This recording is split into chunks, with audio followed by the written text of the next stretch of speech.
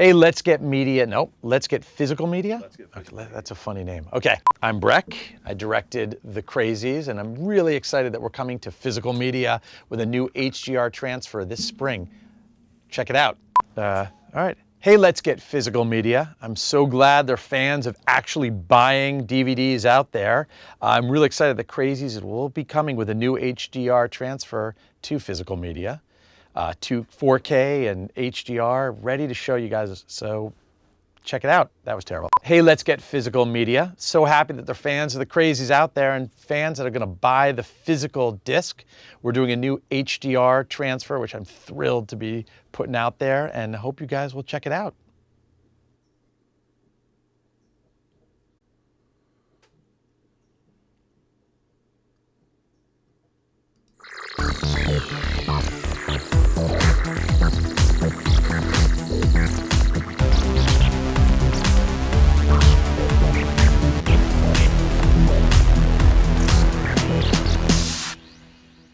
Well, greetings, imagination connoisseurs. Once again, it's your Pharaoh of physical media. And do you notice we're only weeks away from our 200th episode? What is coming your way on the 200th episode? To be honest, I have no clue. I'm just mentioning it's our 200th episode. I can't believe we've done 200 episodes. I don't think I would have done 200 episodes of this show unless I had the one man I can tolerate for 200 consecutive episodes. The one man who comes from a different country. The one man who got me the Coke Rollerball 5-disc set in that beautiful orange box during COVID. He made my life happier, and every Sunday, let's face it, he makes your life happier too. All the way from Saarbrücken, Deutschland, it's Dieter Bastian. Introduction, Rob, that always gives me a nice little chill. And thank God Almighty that our Pope Francis blessed Tango Shalom and not free enterprise. And I say, greetings, imagination connoisseurs. Here I am, rocking like Eric, and welcome to the B&B Motel for Let's Get Physical Media, where we have a lot of stuff to talk about and to show. And of course, here we are again on a Sunday. You got to bring down your volume a little bit. You're being too rock and roll right now. Just a little bit. Just a little bit. Okay. Too rock and roll. You're rocking me like a bigger hurricane than I need in my life at this point in time. Better now. Maybe a little bit more. A little down, a little bit more. A little bit more. A little bit more. Softer now. A little bit softer now. That sounds pretty good. Do you mind if we dance now with your dates? No, it's still a little loud, but you can bring it down. Still too loud? That's good. People? That's good right there. That's good right there. Yeah. Okay. Yeah, baby. Yeah. Okay, then I leave the level at that point. That's good. And Rob, jump right in. Good news for Warner. Good news for Warner. It's good news for, you know who it's really good news for? The Jedi. The Jedi. Yeah. Because not only can we go to Cinderella for some raving, we can also go back to Coruscant. Yeah. And make some big money. The seats here in Germany for our show at just right now, just quarter past 8. It's almost sold out. Not completely, but it's the biggest theater that we have here in Saarbrücken. So it plays even in the biggest theater in English, and it's almost so the best seats are taken, Rob. So I'm really surprised. I'm going to jump. Revenge of the Sith worldwide has made almost $45 million this weekend. That is an astonishing number. Yeah. That is, you know why? Because Star Wars surrounds us and binds us. It binds us. And even though that movie is by no stretch of the imagination very good, it was the best of the prequels. It has a great John Williams score. It has a great lightsaber fight, even though nobody would survive that magma. It doesn't matter. They got force powers. I'll go with it. And you know what? Anakin slaughters children. No one seems to be that up in arms. You can't show that in Star Wars. Well, they didn't. It was only implied. Anyway, let's get to what Anthony D'Alessandro says about domestic box office. Mostly everything is up Sunday morning, with the overall marketplace now coming in at around 146 million for the weekend. Not only is that the best result for the final weekend of April since the end of COVID, but it's also the fourth best overall weekend after Avengers weekends 2019 and 2018 and 2011, when Universal's Fast Five, the Citizen Kane of the Fast and the Furious franchise, drove the Friday-Sunday period to $158 million. The industry is jumping up and down. We caught up with AMC CEO Adam Aron last night at the AFI Lifetime Achievement Award for Francis Ford Coppola, and he's over the moon about how the turnstiles are clicking, seeing April upticks in overall revenues and concessions. There's a sense out there that the box office is finally on a roll. The trick is major studios not having us lapse back into famine. When Marvel Studios Disney's Thunderbolts with an asterisk, because the actual movie is title, that's what it is. You'll find out. Hit NRG tracking 3 weeks ago. It was forecasted at $70 million. Word is that the movie is much better than Captain America Brave New World. Given the momentum for moviegoing right now, it can only make sense that projections on the MCU Bad Boys and Girls superhero movie is significantly higher, and that opens on Friday. Warner Brothers execs are so wowed, they're stopping by Los Angeles multiplexes throughout the weekend to observe the phenomenon that is Sinners, with its jam-packed auditoriums full of bewitched moviegoers. The Ryan Coogler-directed Michael B. Jordan starring movie now counts a massive $45 million second weekend, off only 6%. A magnificent hold. I was told by my friend Rob G., who works in exhibition, that it might have only a 15% drop, but a 6% drop is almost unprecedented. Yeah, almost unheard of. A magnificent hold for an R-rated horror movie, up there with Hard Eyes that dropped 19% and Get Out that dropped 15%. Actually, Hard Eyes went up plus 10%. And as we told you the previous update, this is due to the broadening audience for the movie beyond its horror and male demographics. IMAX screens contributed $10.25 million in weekend 2, repping close to 23% of the pick's second frame and taking its IMAX US Canada cum to $25 million, 21% of Sinners' domestic box office so far. Warner Legendary's A Minecraft movie is also higher, with a fourth hearty weekend of $22.7 million in fourth place, a result that's on par with the fourth weekend of Rogue One: A Star Wars Story. Disney's 20th anniversary re-release of Star Wars Episode 3, Revenge of the Sith, has force-pulled into second place with a domestic $25.2 million, putting a slight chokehold on Amazon MGM Studios' The Accountant, which also made $24.4 in third. Nobody saw this coming in regard to Accountant 2 penciling out third place, but competition, it's a good thing. Accountant 2's weekend debut is $300,000 lighter than the 2016 original, but robust enough for a sequel to a crime thriller that's also higher than Jason Statham movies of late. Revenge of the Sith counts a lifetime cum. It's sailed across, the Revenge of the Sith had not made $400 million worldwide.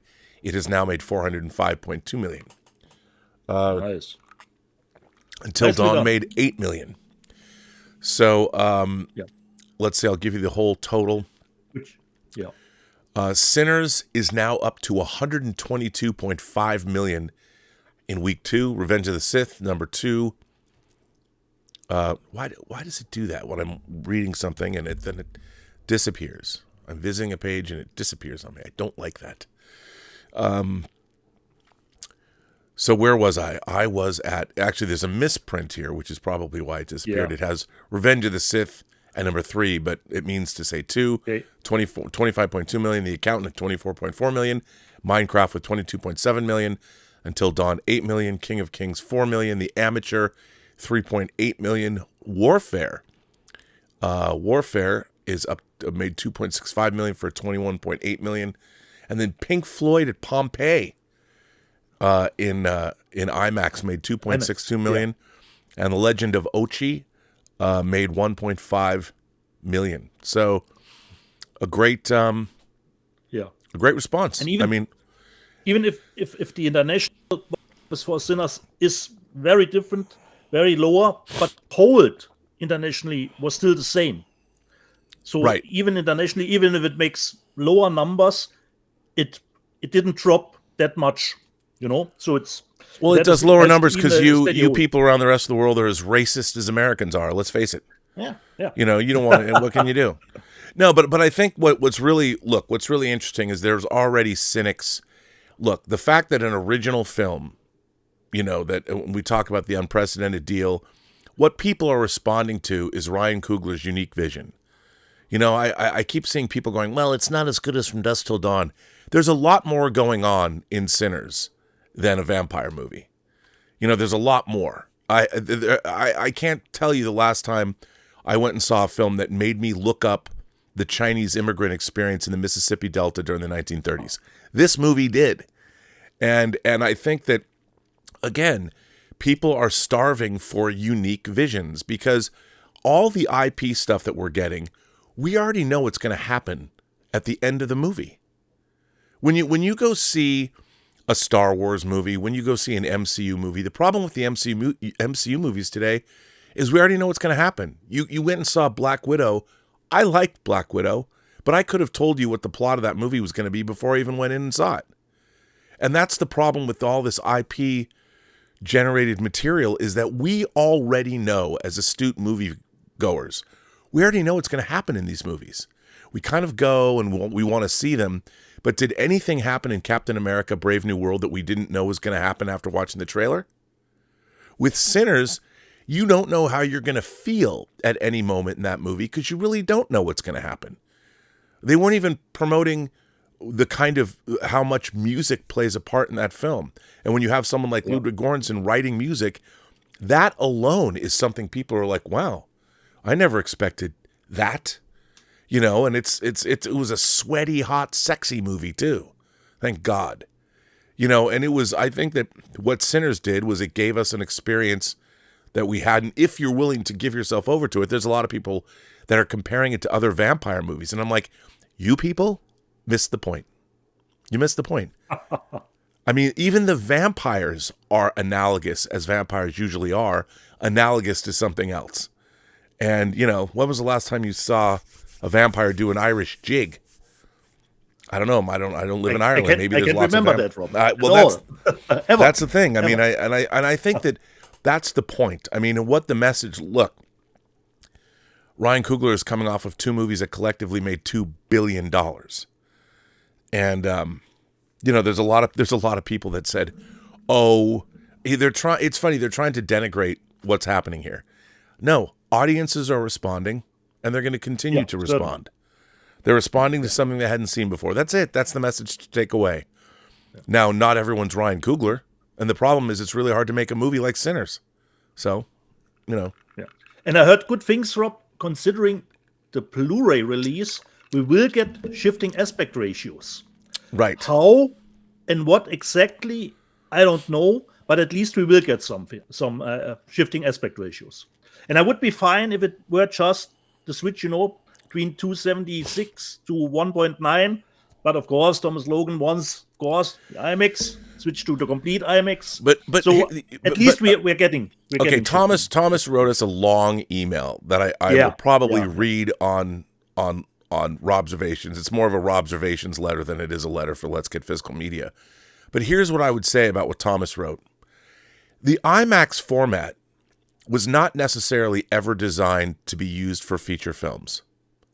And it has now started to be used for feature films. But the thing is, when they are making feature films, to use the true IMAX, the true IMAX, what true IMAX is almost impossible.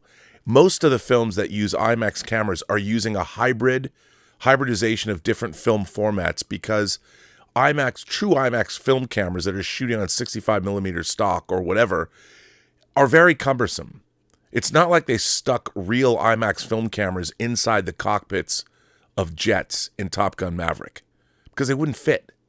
And you have problems with sound and things like that. And preserving the IMAX ratio at home, you're not looking at it on an IMAX screen. Now, when you're using a hybridization of different formats, I like seeing the format changes as long as they're not too obtrusive, because you still have to take into consideration watching something at home is not watching it on an IMAX screen, And an IMAX screen is meant to be seen huge. So to reduce the image, I understand. I like seeing the aspect ratio change, but when I saw Thomas Logan brought up in his letter about like Batman v Superman: Dawn of Justice, I don't think that was well served. I have those discs, but I don't think that's really well served on screens. Once they went to 16:9 screens, you could letterbox a movie and get away with it because you had more. Look, I've been buying letterbox material since the 80s, and it was not because of the square screen, the reduction in image, you were really only using half the screen, and you're losing resolution. And the whole point is you want to see something. An IMAX image gives you, on 70 millimeter, gives you more resolution. But if you're reducing the image on the screen, which a lot of the time they have to do because TVs are not IMAX, there's an argument to be made. It's diminishing returns. So I would be fine, Rob, if we would just do the switch to 1.9, between those two. Even if I love Batman v Superman in those formats, but there was just that one big sequence that used it. If I remember, or two sequences. It was not shifting the whole time through the movie. Right. Yeah. And you had the different color grading. I totally love. I mean, also, but we will see. At least we're getting. Well, it's like the ship of Theseus. Is that what it is? When you keep replacing parts, is it the same boat in the end? When you're watching something at home, you're not even, when you're looking at something through an electric medium, through a digital medium, it's not the same. I mean, even IMAX in laser projection is different than if you're watching Limax or IMAX presented. I keep saying Limax. IMAX presented with 70 millimeter film and light being streamed through it. There's so many different ways now to see movies. What is the real way? And even Ryan Coogler takes us through, they use different formats. And he shows you, so to sit there and go, okay, it only should be seen this way is really not true. Because even seeing it, so it's there's a philosophical question to be asked. And I would say that we shouldn't forget, Rob, most people will see it in 276. Right. Still most people. Yeah. Still most people. Because at least in Europe, we don't have that many IMAX theaters at all, Right. And considering next week, Rob, when Thunderbolts is starting, will they splitting the IMAX screens between the two movies? Or? I think that Sinners is going to lose most of its IMAX screens. Okay. Because, they wanted, maybe people will keep them. Because, dude, you can't get tickets. Here in town, if you want to go see something in 70 millimeter IMAX, it's sold out. Okay. Which I love seeing. I love seeing that, again, Ryan Coogler has made a zeitgeist movie. It might not be the same kind of zeitgeist film that Oppenheimer and the Barbenheimer experience, Barbie and Oppenheimer, but it certainly captured people's imaginations. And they're having fun going to the cinema, and they're talking about it. What I find so interesting is being on, doing YouTube. There's a lot of people who are actively pushing back against the film's success and being like, well, you're not showing me anything I've never seen before. I'm like, aren't they? It's not as good as From Dusk Till Dawn. I'm like, well, okay, but, is Heat as good as The Godfather? I mean, and it's funny because I had somebody... If the movie has those influences, I don't think they are really comparable. Well, it's like the tone of the movie. Even if Ryan Coogler himself says From Dusk was of course an influence. He did. They are very, very different. They have some of the same setup, but they are very different how they handle the situation. Yeah, it's like saying The Hunger, Near Dark, Lost Boys, and Fright Night should all be like, which one is the best vampire movie? Or Only Lovers Left Alive? I'm like, they're all totally different. They have vampires in them, but that's like saying that every cop thriller, what's better, Lethal Weapon or Beverly Hills Cop? Both are movies about police officers, but they're totally different films. And I would say they do things in a completely different way. I would never say, Lethal Weapon's way better than Beverly Hills Cop. Why would you even say that? Or Serpico's better than Beverly Hills Cop. Is it? I don't know. I mean, just because there's movies that are cops, why do you compare them? I mean, I would say that Sinners has a lot more going on. First of all, I wouldn't compare From Dusk Till Dawn to Sinners because one takes place in 1932 and one takes place decades later. So they're in a different America. I mean, it's like, what? Oh, they've got vampires in them. But we just like to do those comparisons, Rob. You know, I know, but I would expect that viewers be more astute. You know, I'm getting people are starting to give me pushback about media literacy, and I'm like, don't defend the fact you're dumb. I mean, it's not my fault. Like that, Rob. It's not my fault you never saw Hammer's Vampire Circus. That's your fault. And don't turn around and go, you're just old. Well, sure. Okay. I'm old, but you know less. I win. So there you go. And considering the box office, I'm really, even if it didn't do well, I'm looking forward to seeing Until Dawn later when it gets a physical media release, because I love the people game. Have told me they liked it. I don't know how they actually translated the game, because if you know the game, Rob, it has different outcomes depending on how you handle the situation. So there is not really a blueprint considering the game, how the story evolves. So I hear there's Groundhog Day element to it, so I'm really looking forward how they handle it, because Until Dawn was I wouldn't think Until Dawn as a live action adaptation. I talked to a buddy of mine that liked it. The movie plays. Okay, nice to know. So I think. But speaking of video games, Rob, let's go back to the beginning of the week with for me 10 out of 10 episode number 2. I'm really happy they didn't drag out the event. That I was surprised, Rob, that actually it seems a lot of people even didn't know what will happen, you know. Never played the game, but in the sphere that I live, you know, in that bubble with the shitstorm when the game came out, even on observations in the live chat back in the day, I got spoiled considering what will happen in the game. Sorry. I'm sorry about that. I love it was, Rob, when it happened in the game, I was actually pretty happy that it was in the first 3 hours, and I was okay. I'm free. I'm spoiler free now. I can go on, you know. And for me, strangely enough, Rob, my favorite moment of the episode was actually Tommy versus the bloater, because every gamer could sympathize with that scene where you have, you know, the last drop of the flamethrower, you don't have any fuel anymore, and the bloater crashes down, and you sink back, and you know you've done it. You know you have to gather up some new ammunition. You know, all gamers know that experience too well. When you used all the ammo that you've gotten to get rid of a situation. So that was really one of my favorite scenes actually of the second episode, which, considering the attack on Jackson, is not in the game, but this was really an awesome episode for me, and I'm really looking forward to the episode tomorrow or today. Now, well, go ahead. Well, I just wanted to say, which will, of course, be a little bit slower. I'm expecting tomorrow. Yeah. Well, here's what I think that last week's episode of Last of Us was a perfect example of what great adaptation is. You know, when you are a gamer, you are the protagonist of what's happening.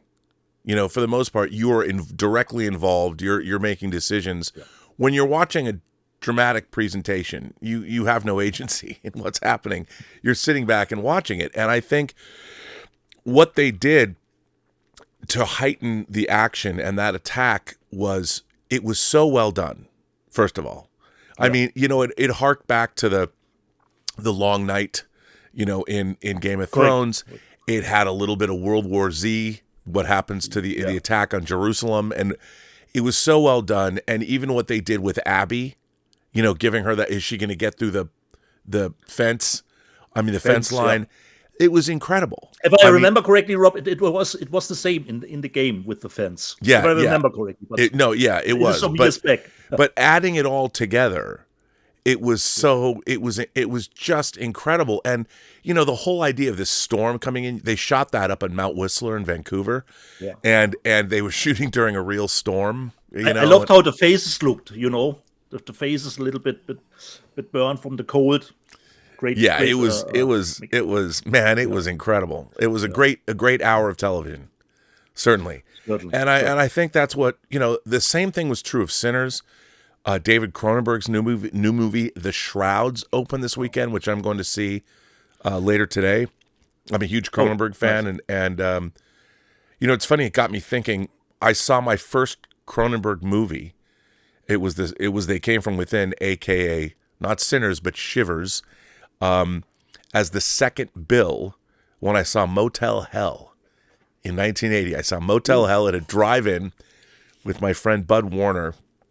I was 13, took me to see it, and Shivers, the print we saw was battered, man. It was scratchy. It was not in great shape, but I didn't care. It kind of added to what went on.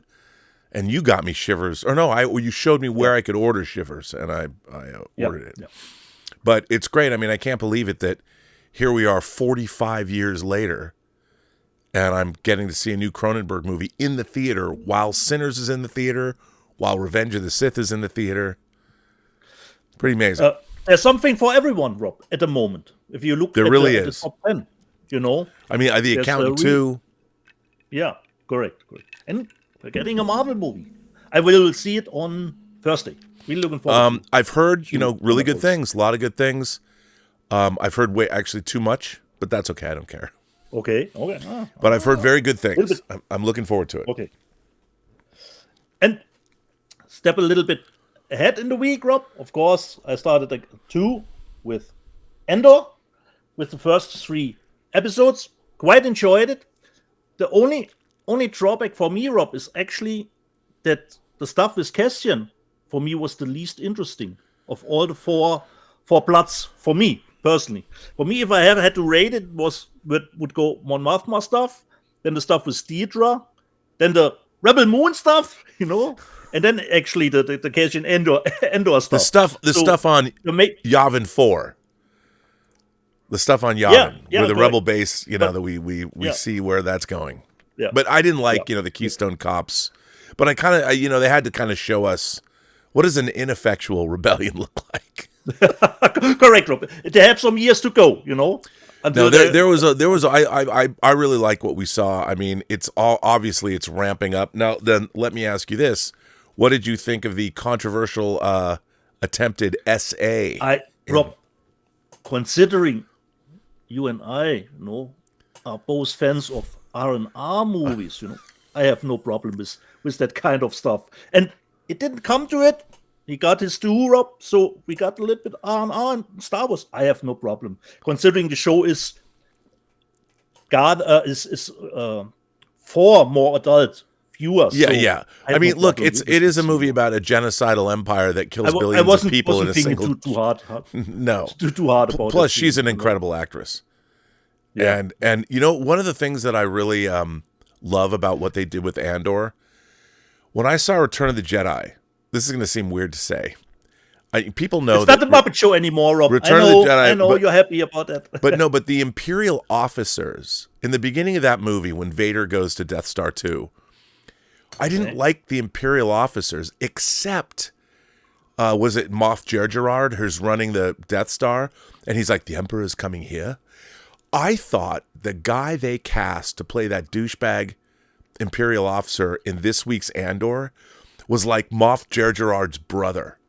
They kind of look the same. And I'm like, I hate that guy. As soon as we met him, I'm like, that's Gergerard's brother. That, in my own head canon, probably isn't. I mean, I'll have to read the visual guide for somebody to tell me who that actually was.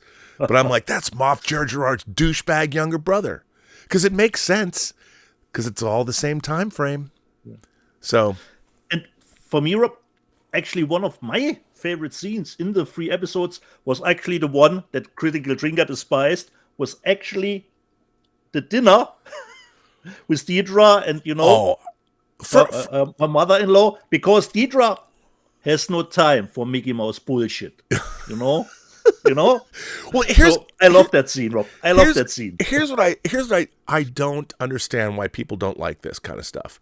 We are getting a glimpse into like we've only seen like D-Day in the Star Wars universe. You know, we're either landing at Normandy, you know, it's the Battle of Midway. We haven't seen what is it like to like live in the Star Wars universe on a day-to-day basis. Like you always said, Rob, with Predator, you want to see the 9 to 5 stuff. You know? Yeah, all we ever see is predators on the hunt. But clearly they're a technologically advanced civilization, so somebody's working in a factory to build the predator armor and the predator, you know, the camouflage devices and the shoulder cannons. I mean, what's it like to work at a...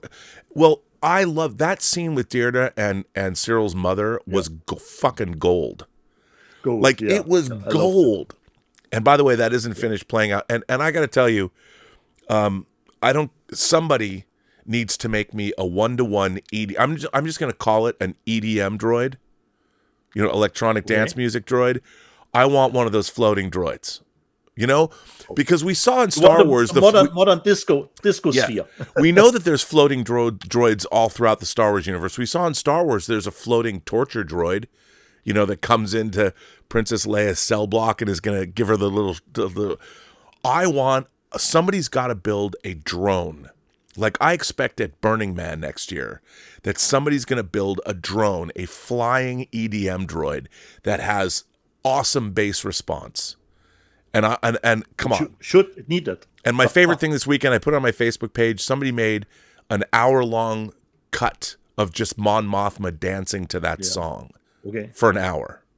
That's my favorite thing this weekend, maybe. Yeah. Maybe. For me, it was tough when her daughter said, "I wish you were drunk." How great was that? How great was that? I mean, people don't even understand. It's like, in your face, Mom. I mean, I couldn't believe that. Wow. You know what? I just think this is where media literacy is important. Just saying. Okay. Rob, I think even if I have 2 other movies to discuss with you, I would say we show some stuff. Yeah, it's only been a half an hour and we haven't shown anything. As always, Rob. As always. People are upset, Rob. Who starts, Rob? Why don't you start, Dieter? Okay. You showed it already last week, but one of our favorites this year, I'll add the Steelbook this week for Companion. Wow, I didn't get that. Look at that. So it's not giving anything away if you haven't seen the movie. And I told one of my best worker colleagues, go in blind. He hadn't seen it. And he said, awesome movie. So Blu-ray and the 4K. And we have Sophie on the inside. So Companion, Steelbook. And as I said, Rob, if you watch it in English, of course, we have that little section in German where you even can hear the words F off, you know, in German, actually. And if you watch it in German, that scene is in Spanish, actually. Speaking of Companion, I heard actually pretty decent reviews about it. The price dropped, so I bought the Megan Fox one, Rob. Subservience. But I haven't seen it. So what a great ad line. What a great tagline. Don't turn her on.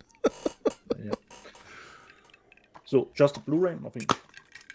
But it has reversible cover artwork, so I get rid of the German rating. But I have not seen it. Another one, Rob, a recommendation from me to you. I showed the Hong Kong Blu-ray, and I got the German one. It's not 4K, it's still a Blu-ray. And the original title is Cobweb, but it's not the horror movie with Anthony Starr. It's the Korean movie, which is called Spiderweb in German. Because, Rob, you love movies about filmmaking, you know. Cobweb is totally awesome. They're making a movie in Korea, have to deal with censorship, you know, with producers, you know, the usual stuff. And what comes out at the end, you know, the final product, great. Wow, I'll watch that. Normal, nothing fancy. So, Spiderweb in German, but the original title is Cobweb, Korean movie. And of course, it features Song Kang-ho, which a lot of people of us know from So many movies, of course, Parasite and other stuff. He's one of the most prolific faces. Then, for me, I think it's a cat in the bag. I only have seen the remake from Eli Roth. You know that nice movie, Green Inferno, original one. Who put that out? Let me just see, Rob. This is from actually X-Rated here, I think is the company called. Of course it is. It's a German company. And reversible cover artwork, so you can get rid of the big rating. Green Inferno. Then another cat in the bag, Rob, because I always, if I order something from the UK, I put mostly not one title, mostly two, so the shipping stays the same, so it's getting a little split. And sometimes I browse just stuff. Looks good to me, Rob. Have no idea. Shark Skin Man and Peach Hip Girl from Third Window Films, so Japanese one.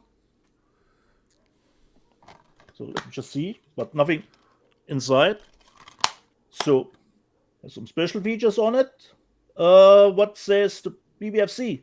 Strong bloody violence, sexual threat, sex references, and truck references. So everything. Oh, everything we love. In Shark Skin Man and Peach Hip Girl. Okay. Another one.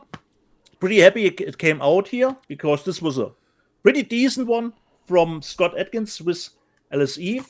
It's called Take Cover. First we'll cover, so we get rid of the rating. This was pretty decent one. And Take Cover is actually a pretty nice title, which tells you what the movie is actually about. Take Cover. So a little bit my first haul from me. Well, More's coming. I got a pretty diverse box from Kino Lorber. And they still send DVDs out. Now, and most of the DVDs are documentaries. I had to watch this. This is a documentary called Fish War. Okay. Fish War. This is about my home state of Washington. And, obviously people know I'm from Seattle. I grew up in Seattle. But here was something, when I read the back of this, I'm like, I have to watch this right now.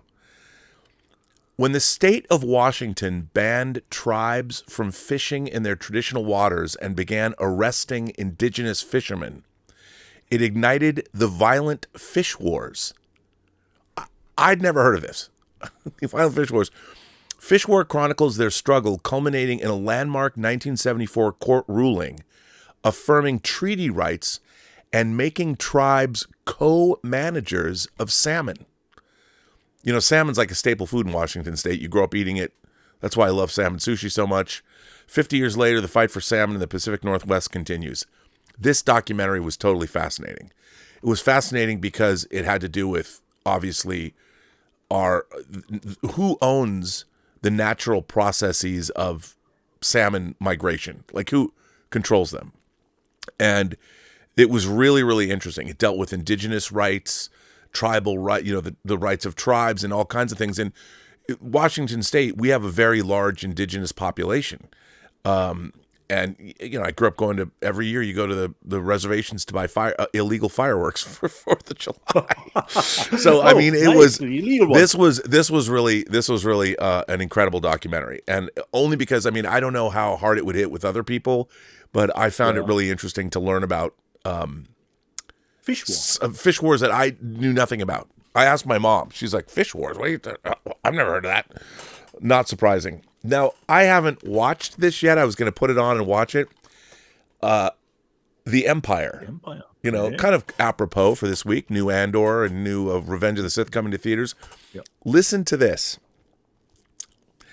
In a quiet and picturesque fishing village, I don't know whether Kino Lorber does this on purpose, but I'm telling you, if you look at what they release and send me, somebody's got a clever sense of humor. In a quiet and picturesque fishing village in northern France, something finally happens. A special baby is born. A child so unique and peculiar that it unleashes a secret war between extraterrestrial forces of good and evil.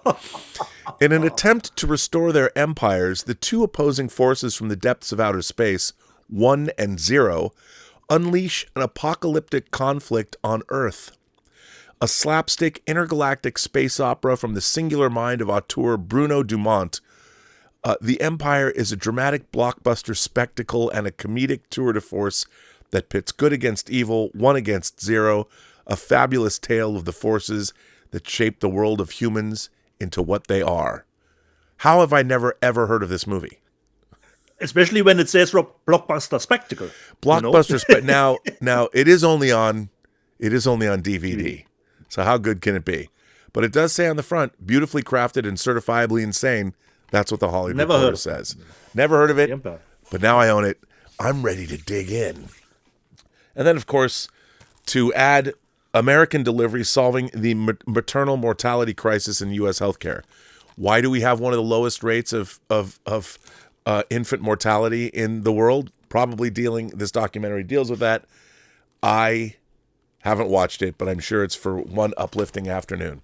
So those are the three DVDs that they sent me. For a nice Sunday afternoon, Rob. And then, of course, I will deal with. They've sent a few more Blu-rays. Dolores Del Rio in Ramona, some classic cinema. A 60s film I actually quite like. Thank God it's only a motion picture. Dana Andrews in Crack in the World. This is, of course, from 1965. You know, give me any movie about the end of the world and I'll watch it. And then finally, look, when I was a kid in elementary school, Charles Berlitz had written a book on the Bermuda Triangle, and it had a die-cut cover of a ship on the ocean. And when you'd open up the cover, the light shining through would make the ship, like, disappear. It was pretty stupid, but as a kid, I thought it was pretty cool. They made a film of that book, The Bermuda Triangle, that I've never seen. And I'm sure it's from 1979. I'm sure it's not good. But, hey, now I've got it on Blu-ray. I don't know if I'll ever watch it. The cover artwork is nice, Rob. Yeah, the cover artwork's pretty cool. You know, it assumes, I guess there's aliens and, you know, whatever. Wouldn't it be funny if it turns out there really are aliens? Like when Disclosure happens, they're going to say like, well, yeah, we've had an alien base in the Bermuda Triangle the whole time.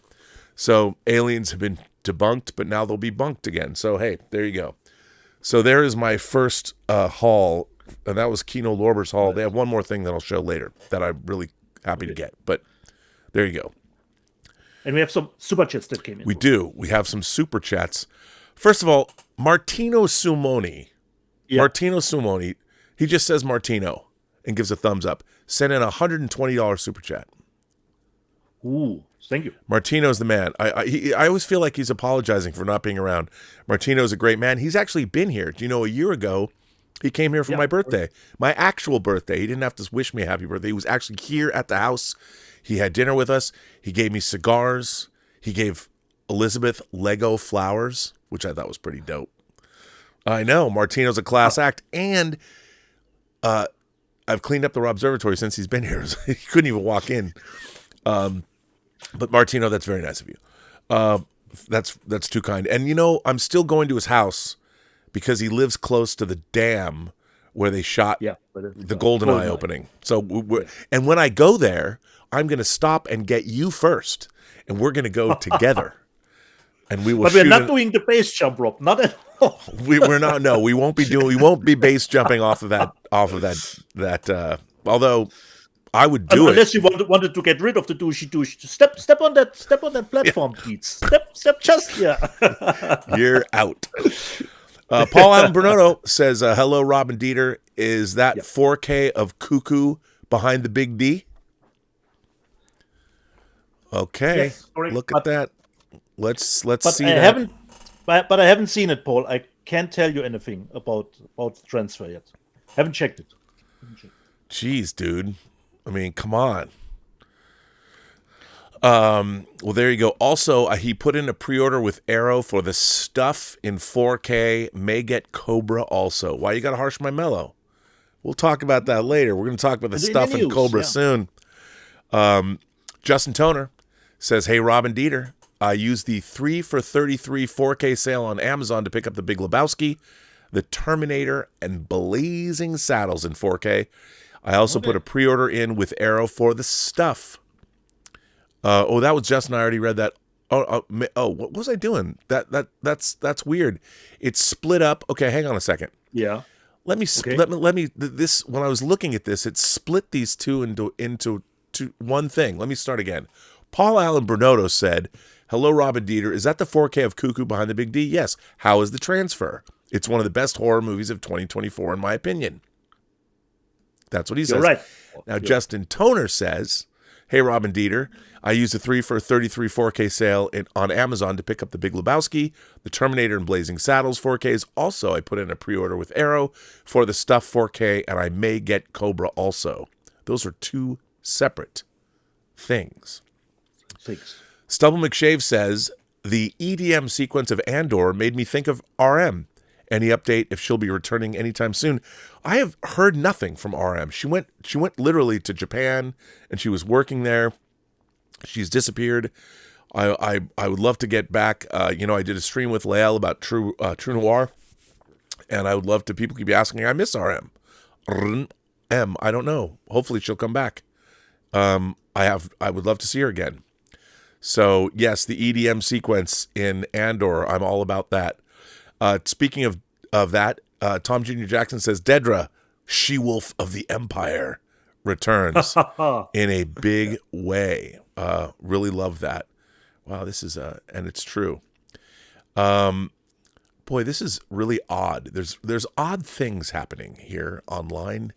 Supernatural stuff is going on. Supernatural stuff is happening. Let me just get back to where we are here.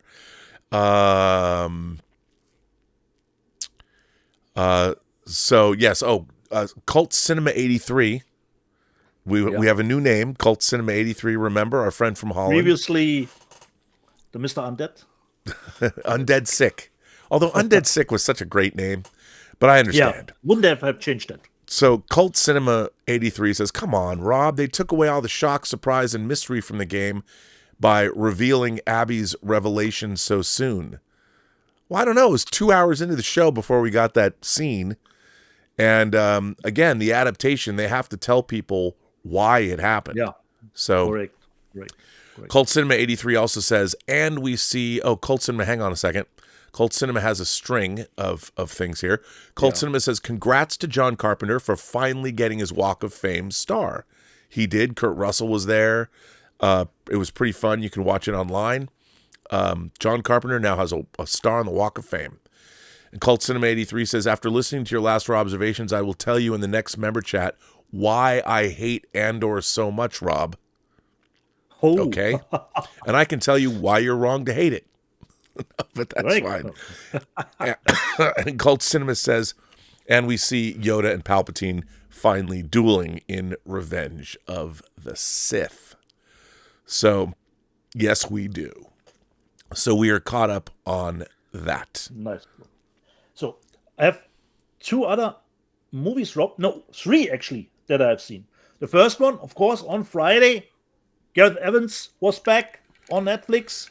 I started watching that. I got interrupted, and I watched the first 10 minutes, and I was enjoying it. What'd you think? Yeah, but considering, Rob, your precious verisimilitude, there's not much to find in heaven. Really? Because for me, it was very artificial. Especially, Rob, if you've seen the first 10 minutes, Yeah. This was some peninsula stuff happening, considering the car chase, and I was already in the first 10 minutes, oh boy, oh boy. But it picks up, and yes, there's great action in it. And I can't believe I'm saying this, Rob, as the gorehound that I am. If every shootout is bloody as fuck, then the tip of the icebergs, considering some violent moments, don't stick out that much, if everything is already on 11, So I would have loved if the movie if he had toned it down a little bit. With the stuff, the action was that's a shocking turn of events. A shocking turn of events on the show. Yeah. Tone it down from you, from you. Considering tone it down to a little bit more realistic level. I don't expect it to be realistic, but for me it was way too artificial, the movie. If they were outside, it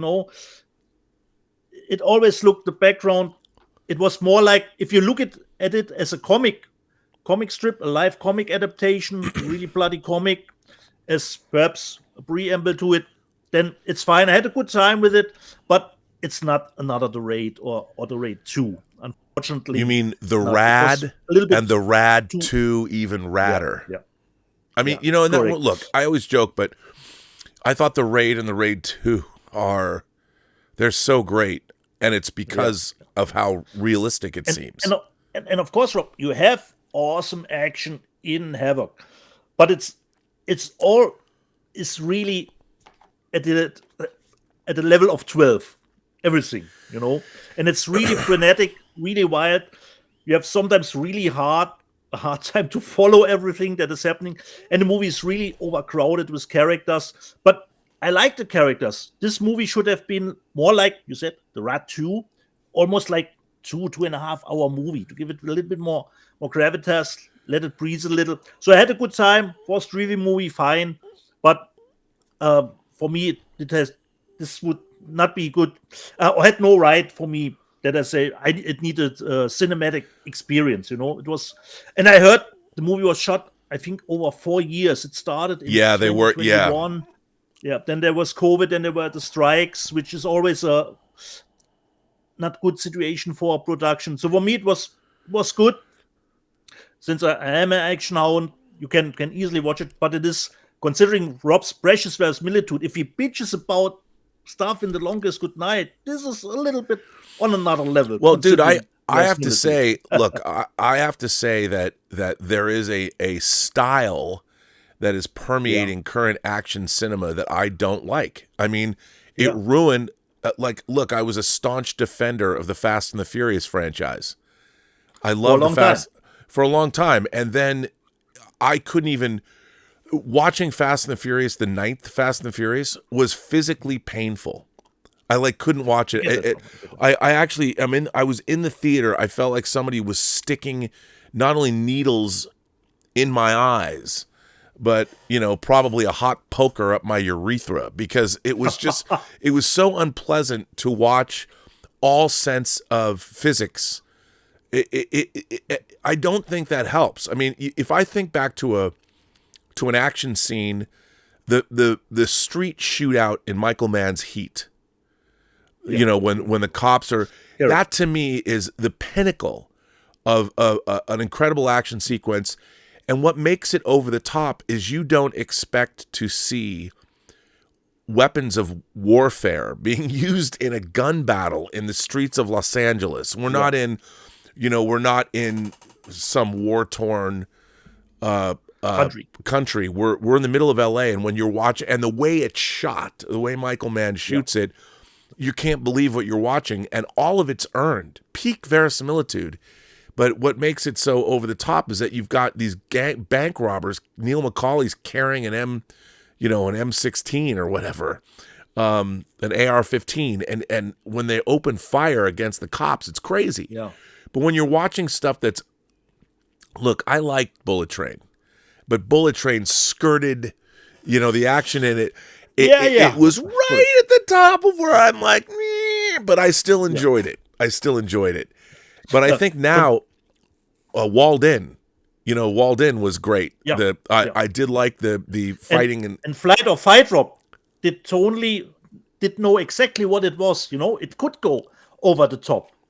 But Havoc starts, and you immediately, always the first minutes of a movie always sets the tone, and you already start with that car chase that looked really fake. Well, it did. I felt that since it was the beginning, speeds. That's all I saw. Yeah. And you should watch it, Rob. As a fan of no, I'm because I like Gangs of London too. Yeah, totally. That episode that he directed was awesome, but I would have loved, Rob, that Havoc was on that kind of level, But it's too over the top, too artificial, considering CGI was certainly used in some of those sequences. I had a good time with it, but for me it was a 7 out of 10. I mean, it's really interesting when you I like a lot of the wuxia movies, like, Crouching Tiger, Hidden Dragon introduced American audiences to people flying with swords in their hands. Yeah. And there is some of that I really love. Like in Crouching Tiger, Hidden Dragon, it works, but sometimes it doesn't work when it goes too far. Yeah, correct. But you go have into to set that movie already know what that the movie is in that realm of wuxia, And Havoc, you're expecting a dirty, down and dirty crime cop thriller, It has great action in it, but like I said, Rob, as a gorehound, it's always on 12, that the stuff that would be awesome is just not hitting that hard, No, I'm with you 100%. Yeah, but you should give it a watch. The other one that I've seen, Rob, I watched Freaky Tales. Oh yesterday. Yeah, now Lionsgate Limited is putting this out in a 4K disc. So I think in 4K disc that's coming out in June. Yeah, I don't know about the release date exactly when it will come out. Did you like it? It is an anthology movie. And with an anthology, you always have the different parts. And I was at least happy that the later parts were the better ones. So the last tale that I told, for me, was the best of the 4. And the first 2 were not that thrilling for me.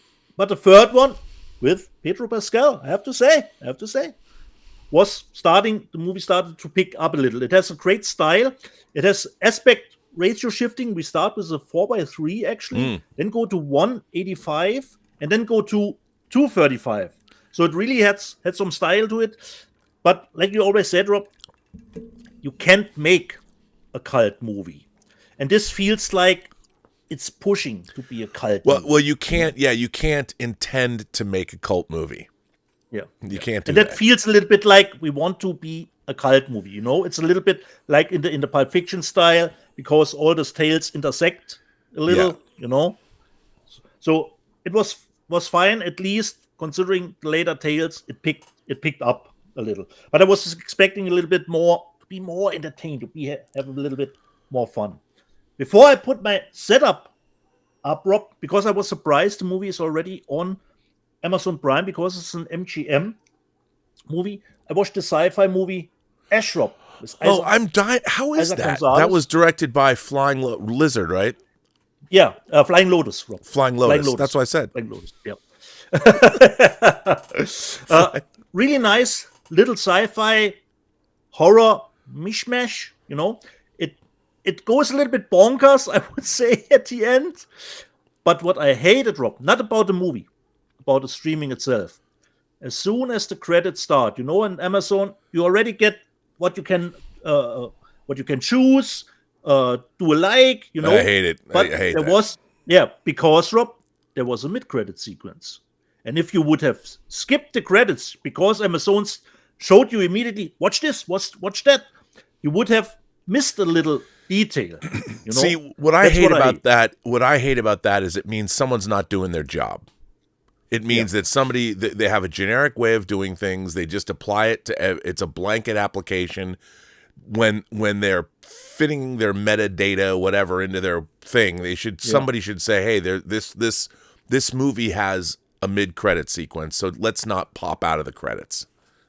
Yeah. I hate that. So it's just people who watching Ash, there's a little bit of mid-credit sequence. And it wasn't, Rob, just the credits white on black, that were running through, were a little bit of a space theme to it.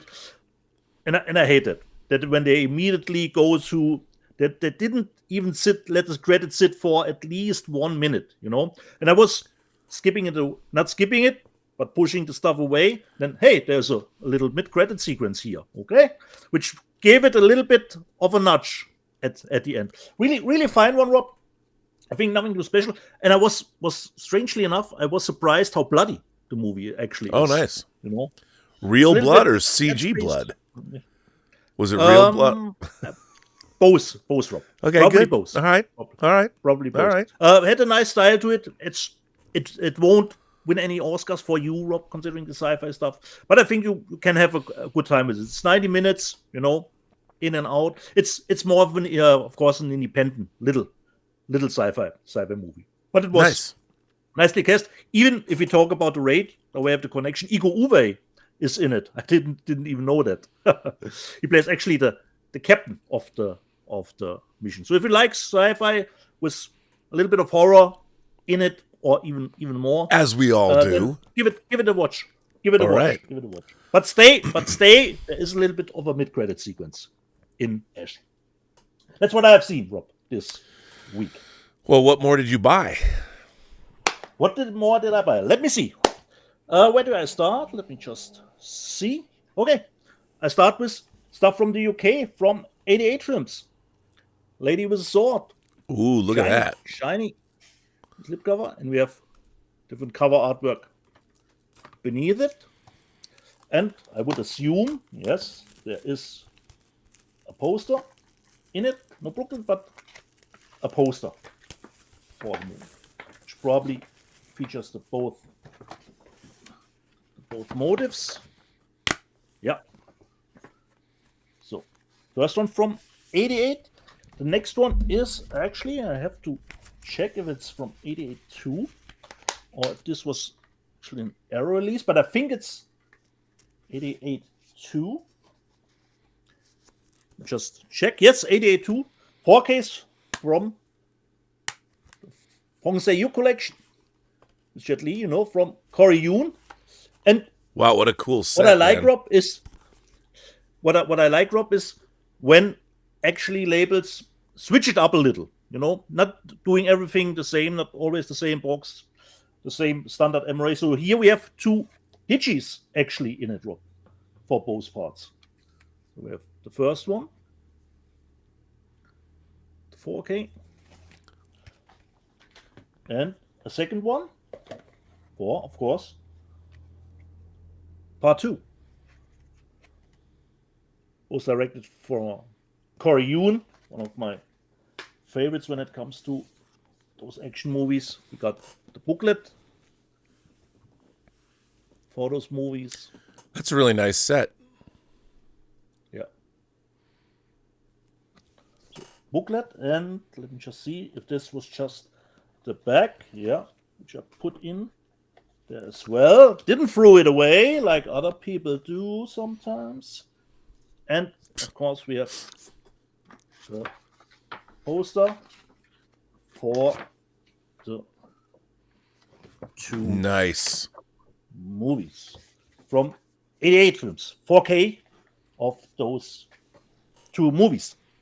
And Rob, yesterday, what a ride! What a ride! It's always great when you hear no rumblings about a movie or see it's getting good reviews. But you stay away from it. I did go in blind. And it is, I think, on Shudder in the States from my neighbors, Rob. The French again. Nice horror one. This is the German media book, which comes with the 4K and the Blu-ray. The movie is just called Mads. Wow. I don't know if you heard about this, Rob. I have not heard about this. Tell me all about it. Okay. Wow, look at that. It's a one-take movie, Rob. It's a little bit. Oh no, I have heard about this. It's like takes place at night and there's gangs in it and stuff, or something like it's a date movie.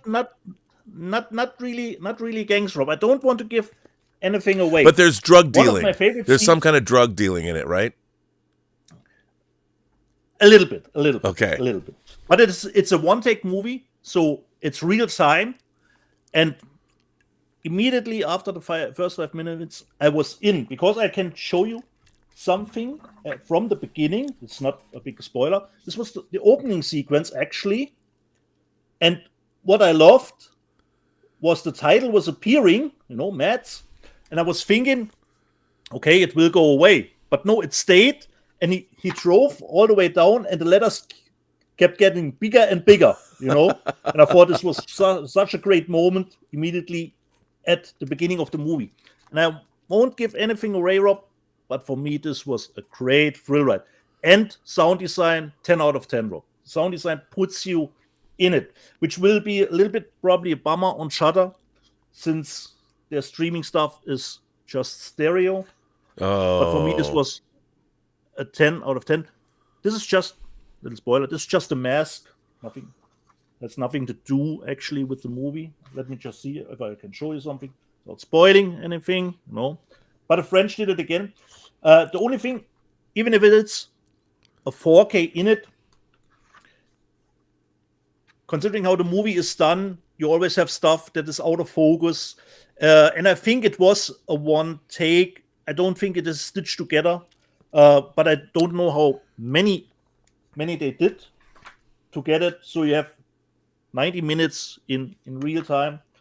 And I won't to spoil anything, but I had a great time with Rob Metz. Does that disc Big have English subtitles? recommendation. Does that disc have English subtitles? Let me just see, where are the specs, Rob? Let me just check. Unfortunately not, Rob. God damn it. Just says German here. You Germans. Just says Just like the Japanese.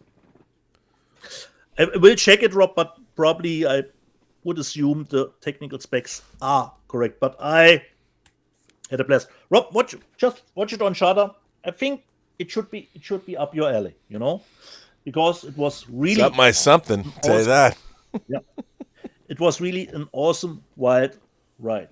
So where do I go from here? Okay, just quick, Rob. No, pennies in a bunch for the third time. The German media book, one of the German media books. How many? What are you getting? And- As many of those as you have Hunger Games discs? Yeah, what can I say, Rob? And the company that put it out, Nameless, did something new, Rob. This is the first time that I came across. Because when it comes to books, we always, I don't know if I can show it, you always have, here, Yeah. little, I don't know what the English word is for this. Gutter. And here, you don't have that anymore. Ooh. So the cover, But it doesn't look as like the doesn't cover- look like a book. so the cover is completely without, having here to fold it.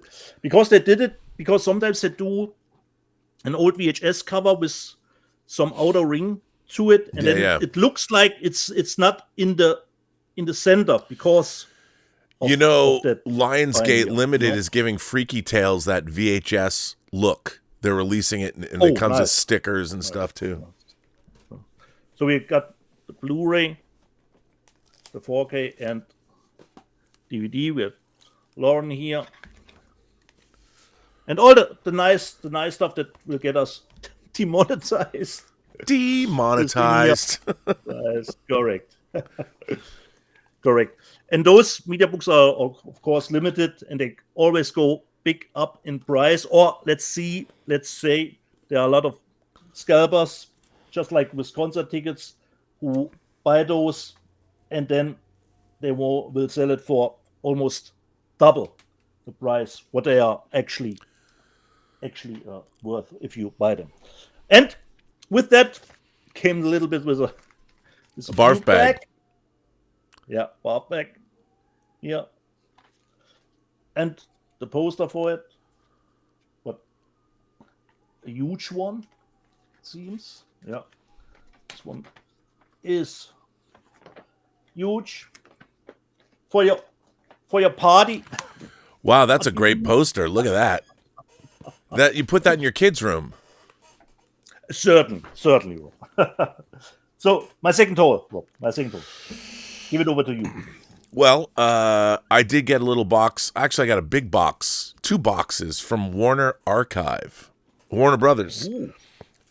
One of the Captain Planet and the Planeteers, the entire series. If you're ecologically minded, want to save the planet, here's your favorite animated show. Right here. Show. Nice box set. Not really my thing, but hey, you know what? Yeah. When kids come over and visit, I have a very great, right next to Magilla Gorilla, you can get Captain Planet and the Planeteers in my house. They also sent me the 4K of Steven Soderbergh's The Good German with Kate Blanchett and nice. George Clooney. I didn't realize this had come out yet, but it's engrossing and stylish. So there you go. Now, here's my favorite thing. Warner Archive has been meticulously restoring 50s television shows that I've never even seen or heard of because I wasn't born. And a lot of these things were never in syndication later on. So there was no way to really see them. Now they sent this, Cheyenne, okay? They have meticulously restored this 7 seasons. Okay. I've never seen this. And what they're doing is they're going through and doing all these Western shows. Now, Clint Walker played a man called Cheyenne, I guess. And this was a 50s show. And it was a Warner Brothers television production. And they have meticulously restored this in HD onto Blu-ray. And there's people in it like Lee Van Cleef is in this, Alan Hale, Michael Landon, Lauren Green, Angie Dickinson, Connie Stevens, and Ellen Burstyn. There's 107 episodes in this. Now, I'm curious. I mean, Rob, is there a reason why there wasn't a big syndication for it? Well, you know what? I think because Westerns sort of fell out of favor in like the late 60s and 70s. And maybe because, you still had, I remember Bonanza was on, but maybe these shows, once you're into the Wild Bunch and you're into the Man with No Name, maybe these, I don't really know, but the Shenandoah that they did, A Man Called Shenandoah, this guy who didn't know his, who he is and stuff. So this is interesting. I mean, I'm again, I don't know how well these sell, but it's pretty cool that they exist. I mean, what an interesting, all these people. It's like going back and watching Twilight Zone and going, oh, there's Robert Redford. So it's really cool to have these, and they've done such a good job. Now, Warner Brothers has on the lot MPI, Motion Picture Imaging. It's on the Warner Brothers lot, and they do such a wonderful job. But again, I don't know if they're using AI, but they do say that these are meticulously remastered 4K scans of the original camera negative. So this represents a shit ton of work. So cool to Warner Archive for doing this. Once again, thank George Feltenstein and the folks. I don't know. Hopefully the Trump administration, we're only 3 months in, but when are they going to make George Feltenstein the national film czar and he can oversee everything? Because that would be cool.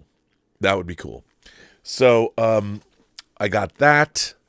And then I don't know if I should finish off. Should I show the rest of what I have? Do you have more to show? I have stuff too, Rob, that I can show. Oh, well, then I'll stop there. That was my Warner Brothers haul. Okay. So let's see if we got some super chats to catch up on. And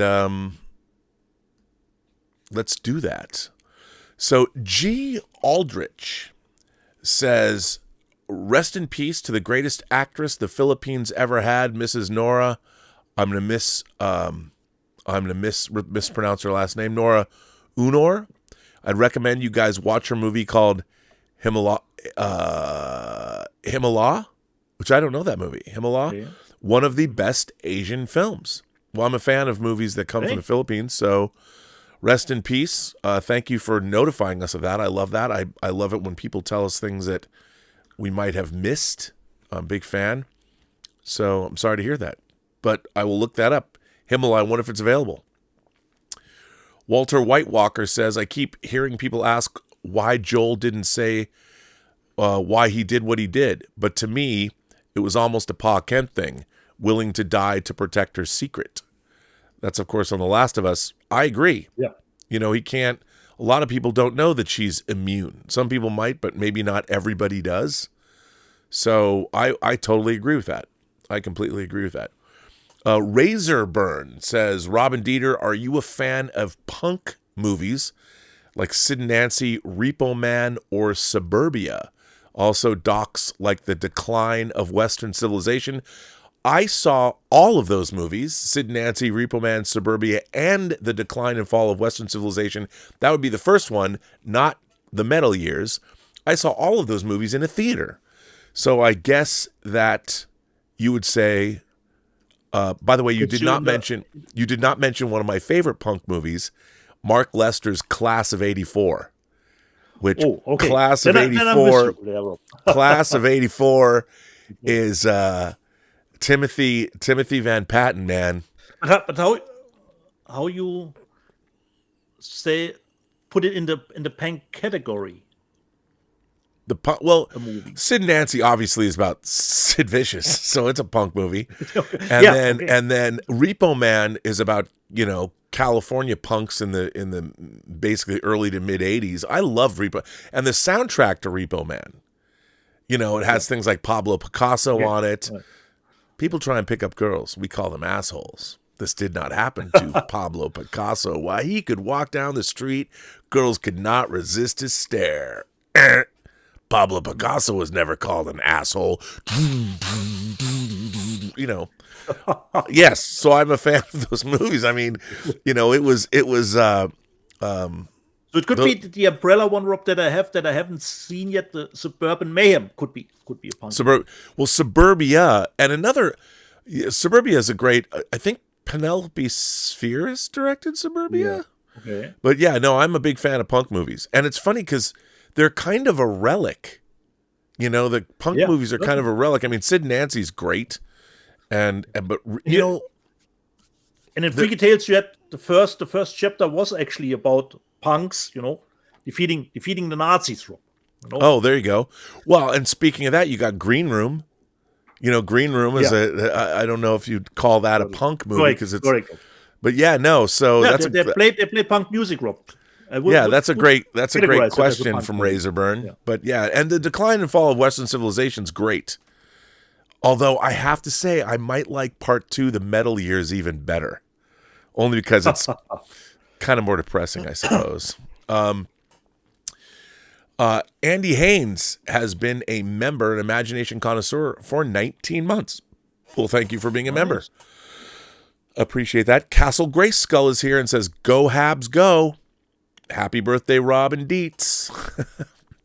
Thank you, Castle Grace Skull. The Habs. It's not that far away for the both of us. It's true. Yeah, I mean, my birthday is only 2.5 weeks away or something. My real birthday. Yeah. And Castle Grace Skull also gifted a Burnettwork membership out there. So one of you is lucky. Speaking of Repo Man, Channel Surf celebrates 49 months of membership and just says, "Plate of shrimp." You do a lot of acid back in the hippie days. I've seen Repo Man way too many times. Repo Man was one of the movies that made me want to move to LA.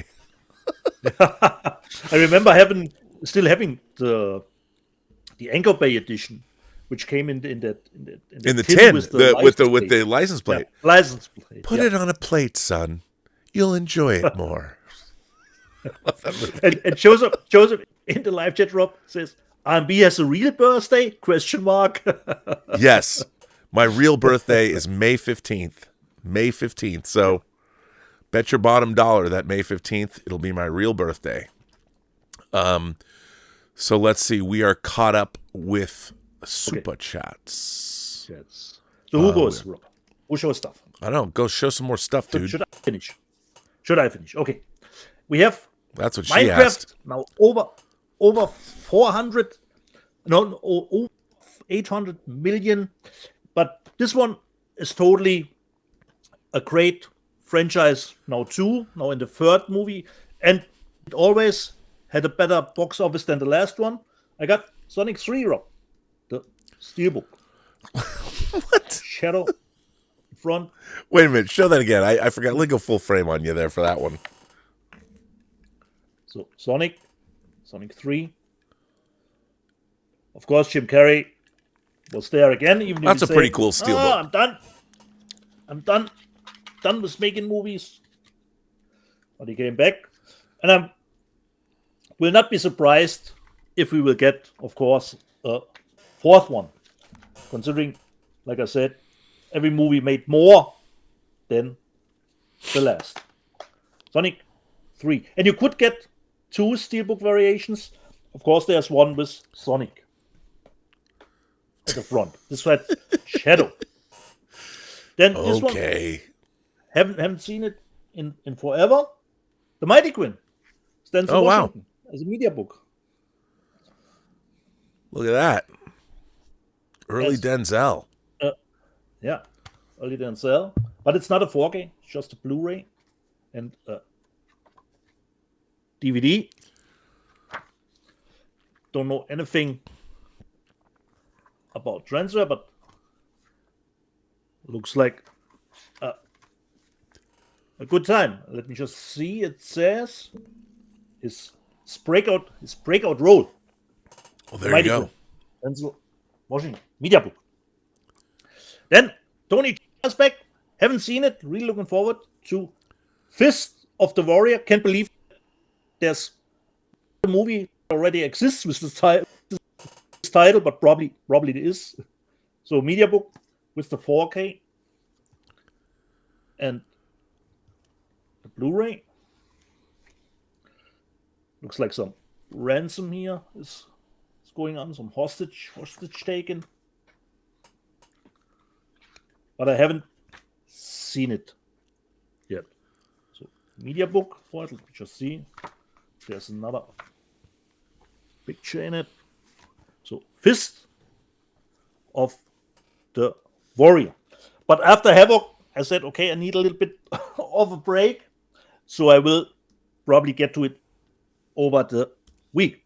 This one, Rob probably showed it way back because this came really out late here as a 4K media book. War Games as a media book, but it comes with actually 3 discs. It comes Really? with the 4K, Blu-ray, yeah, and a separate one for Wow. the bonus features.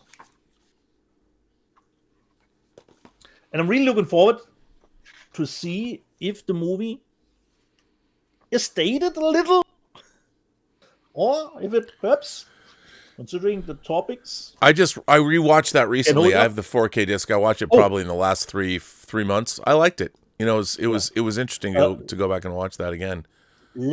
Let me just see if it says there's.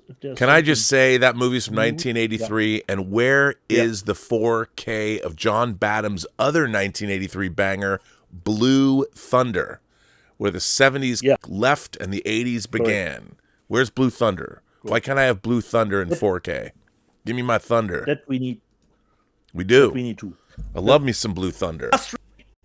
The last 3 comes from Vinegar Syndrome. Because Rob showed it, and just knowing the time, I said, okay, this is a must-have. Murder Rock, of course. Lucio Fulci. Yeah. Have you watched it? I've read some reviews of it. They say the disc is great, but it's a little disappointing in terms of the content. Okay. So we got that nice slipcover artwork, and I chose the same. You always have mostly the 2 options. Let me just see if this was actually what. This is the 3rd option here. Let me just switch it. Wow. Because I missed it that it is on the slip. Actually, we have 4K and the Blu-ray. So this is the 3rd one. Nice. Because you need more murder rock in your life. Correct. And we have a booklet for it too. Colorful, and it's actually pretty nicely not that small print, you know. That I read magnifying glasses. This is it's Murder Rock. The next one I always, Rob, and you said you don't know the movie either. I always remember the cover artwork. I don't think I bought The Nesting from Vinegar Syndrome. I always remember, not that, but this one. I always remember that cover artwork, but I don't remember the movie actually. This is the back from the slip. And then we have a little bit of a booklet in it. And let me just see. Yeah, this is the same that is on the slip. So the nesting and comes with booklet for it from Vinegar Syndrome. And the last one is from their label, Cinematograph. I said that correctly. And that you we did. are always you did. Always surprised to get would be action movie, something like that of edition. And I bought, of course, Rob, Drop Zone with Wesley. I knew you were going to get that. I knew it. New, especially. But I forgot to put the outer shell in it. So this is the back. Love the NC already in hard target. Let me just carefully, do not get a rip in the camera artwork. So this is the whole thing. And then you can here slide it out, and you actually get a thick book, actually. So you have the Blu-ray, the 4K, and then we have the book part for it. But I haven't seen Drop Zone in actually forever. Me neither. Saw it in the theater, though. Yeah, certainly. So Drop Zone from partner label from Vinegar Syndrome. Nice. Always way to get nice packages for the kind of movies that you don't expect to get that kind of. So this was our for this week. Well, I got a few more. Got a few more to show. Because I'm a horny fucker. I got some good smut. Thanks to Kino Lorber's partner label and Lena Wertmüller. Oh, Lena Wertmüller. Okay. Swept away in 4K. Now this is interesting. You know, I don't know if this is Raro's first 4K. This was a restoration. If you ever wanted to know if capitalists and communists could hook up on a beach, well, this movie can answer that question for you. Giancarlo Giannini is in this movie, you know, who Malthus from the Daniel Craig Bond films. This is a brand new 4K restoration that was done in 2024. There's another Blu-ray disc with special exclusives. Again, I love seeing Kino Lorber's Raro partner. I don't know if it's a partner label or a sub-label, but they do a lot of, obviously, foreign films. And so often 4Ks disappoint you because they don't have the original. A second sleeve. Okay. Look at that. So there you go. But this, of course, this film is from 1974. You know, back when people weren't afraid of sex anymore and people admitted that adults did like that, to do that because it was fun and felt good. And, you know, you like to get your cheeks wet, if you know what I'm saying. And I do. And then, of course, speaking of Vinegar Syndrome, Discotheque or, let's see, Melusine. Somebody corrected me on how to spell it, where I got the image. Yeah. Last Tango in Paris. Bernardo Bertolucci. People are already canceling me. Like, hey, Randy, it's very controversial. What was the other option, Rob? Vinegar Syndrome? And Vinegar Syndrome put this out, but it's Discotheque. Yeah. This is the I got the Melusine version. Again, I don't love this cover, but I'll tell you what I do love. So it comes in a slipcase, obviously. And I do love this slipcase. So here's a slipcase. I haven't even opened this yet. I haven't looked at it. Brando on the back, and I'll open this up, and then it's got the full picture.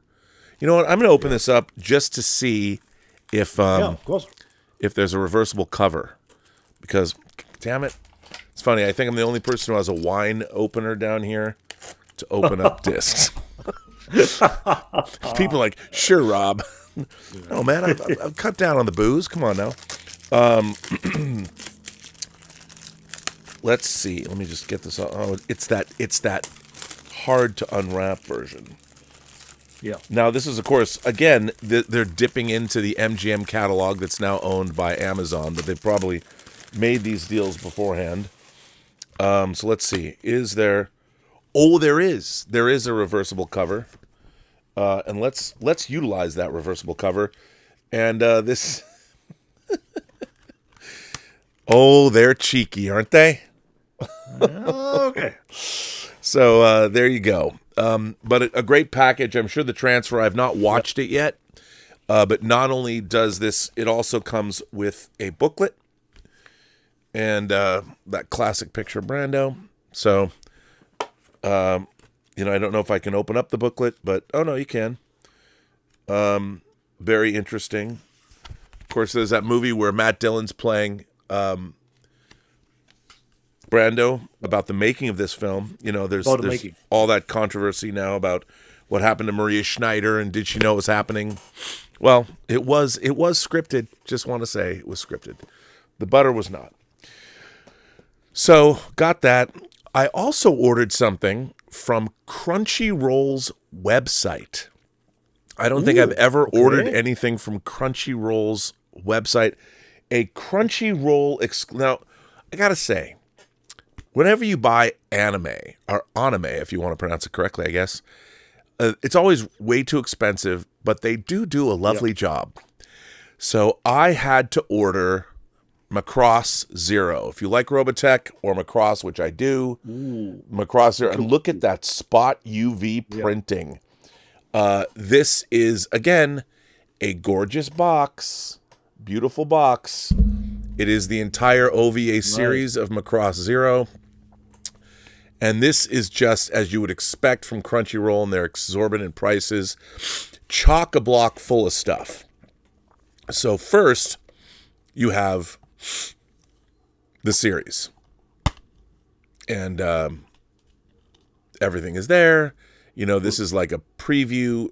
It's a precursor. Actually, it's a double printed sleeve. It's really cool. Yeah. You've got our Veritech fighters. You've got one of my favorites because I have a 1/20th scale model of one of these, and these are the Macross Zero versions, which is great. But it comes with, as they do, a huge book, the Macross Zero Archives, which is ginormous.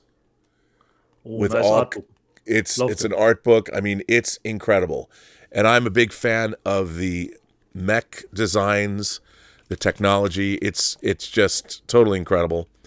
Then there is a poster, and unlike I usually don't open these up, but these are all so nicely done because they're so. Here's a poster, if you can see it, which is pretty cool, and then a ton of all. This is one of my favorite fighters in Macross Zero too.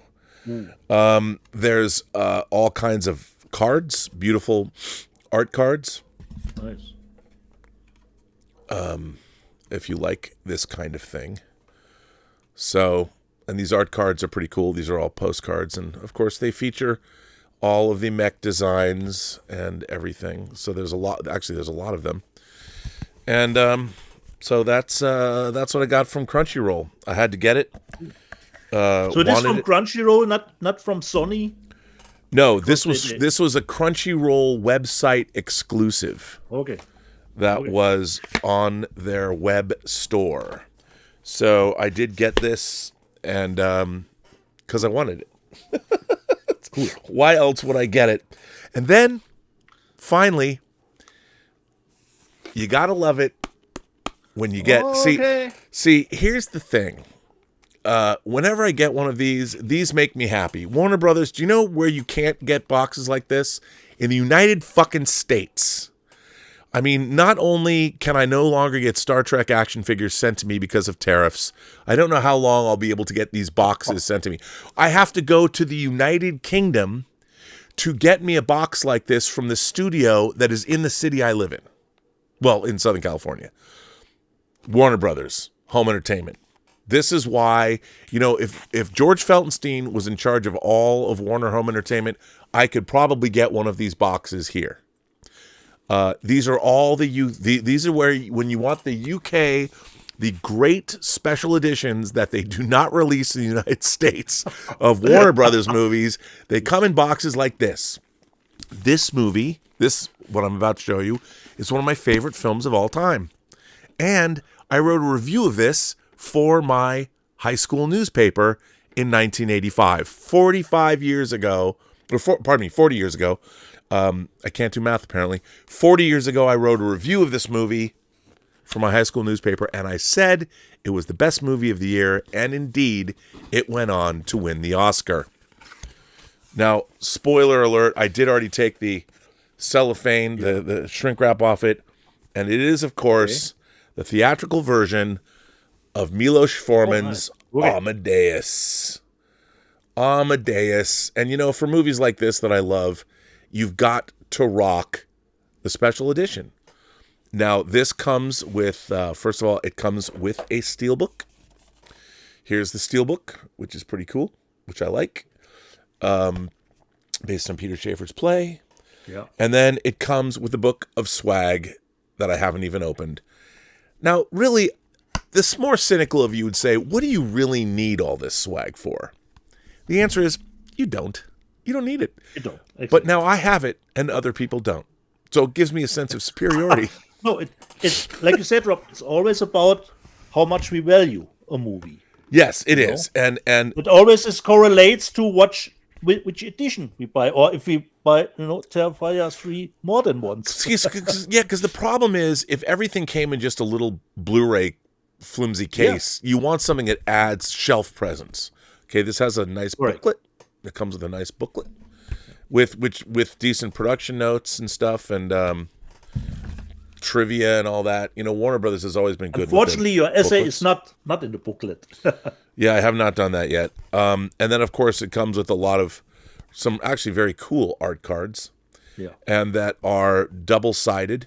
So they have behind-the-scenes pictures, which is also very cool. Like, stuff like this is really, really neat, these behind-the-scenes pictures. And then, because they're smart and they show you, they're giving you these. It's very cool. Very, very cool. Here's Milos working with Tom Hulse. What's not to love? I really do love these behind the scenes photos. They're very cool. Yeah. So that's it. And then of course they did send you, I don't know if it's double sided, it probably is. The original one sheet. There's a reproduction of the original one sheet. And then there is when they re-released it, they gave you the Academy Award version. Winner of 8 Academy Awards. And I love this movie, and now I have this great box set. But you know what? I had to go to the UK to get it. Why they don't... These things always sell out. There's no... I think, Rob, in the US, I could be wrong, there wasn't even the steelbook available. I could be wrong. I think it was just the Amaray, but I could be wrong. Yeah, so why is that? Why is that? And I really like this cover. I think this cover is great. And and you have to wait for it. Obviously, this movie's been out for a while. By the way, I did look at the transfer of this. It's stunning. This looks so incredible. It looks incredible. And now, I have the old media book that had the director's cut on it. And actually, George told me when they started to do this that it was a problem because they cut the negative of the original theatrical version to make the extended version, and that it came out on a media book. Warner Brothers released on the media, but the transfer was really terrible. People looked waxy, too much, really not a good transfer. But they had to go back in, and it was quite the ambitious undertaking to put back the theatrical version. So it's great to finally have it. And again, Warner Brothers doing God's work. Look at those sales figures for The Searchers. It surprised everybody. And that was a George call. Now we're getting High Society. Who knows what Warner Archive will do next? But please make George Feltenstein the National Film Czar to cover all the studios and their libraries so he can tell everybody what they should do with their physical media. Isn't High Society the next 4K? It is. It is the next, and a great choice it is. And you know what? Warner Brothers, it's fine. I will keep going to the UK just because when I see things that come in these boxes, whether I have to go to Groove or Zavvi or wherever, you can already get like the Nightmare on Elm Street steelbooks. That'll probably come in a Warner Brothers box. Why can't we get them here? America's infant mortality rate is one of the highest in the world, and you can't get Warner Brothers box sets in boxes from Warner Brothers. Why is that? They're nicely protective. of our. They don't protect our food supply. They don't protect our infants. They don't protect anything in the United States. But they do protect our movies if you buy them from the UK. Sad state of affairs. So, what can you do? What can you do? There you go. And I think we can go over into the news until there are some super chats that came in. There are some super chats, and let's see what's going on. Miele says 25 minutes of commercials before Revenge of the Sith. It's frustrating. Yeah, that is frustrating. Miele, that's the standard here.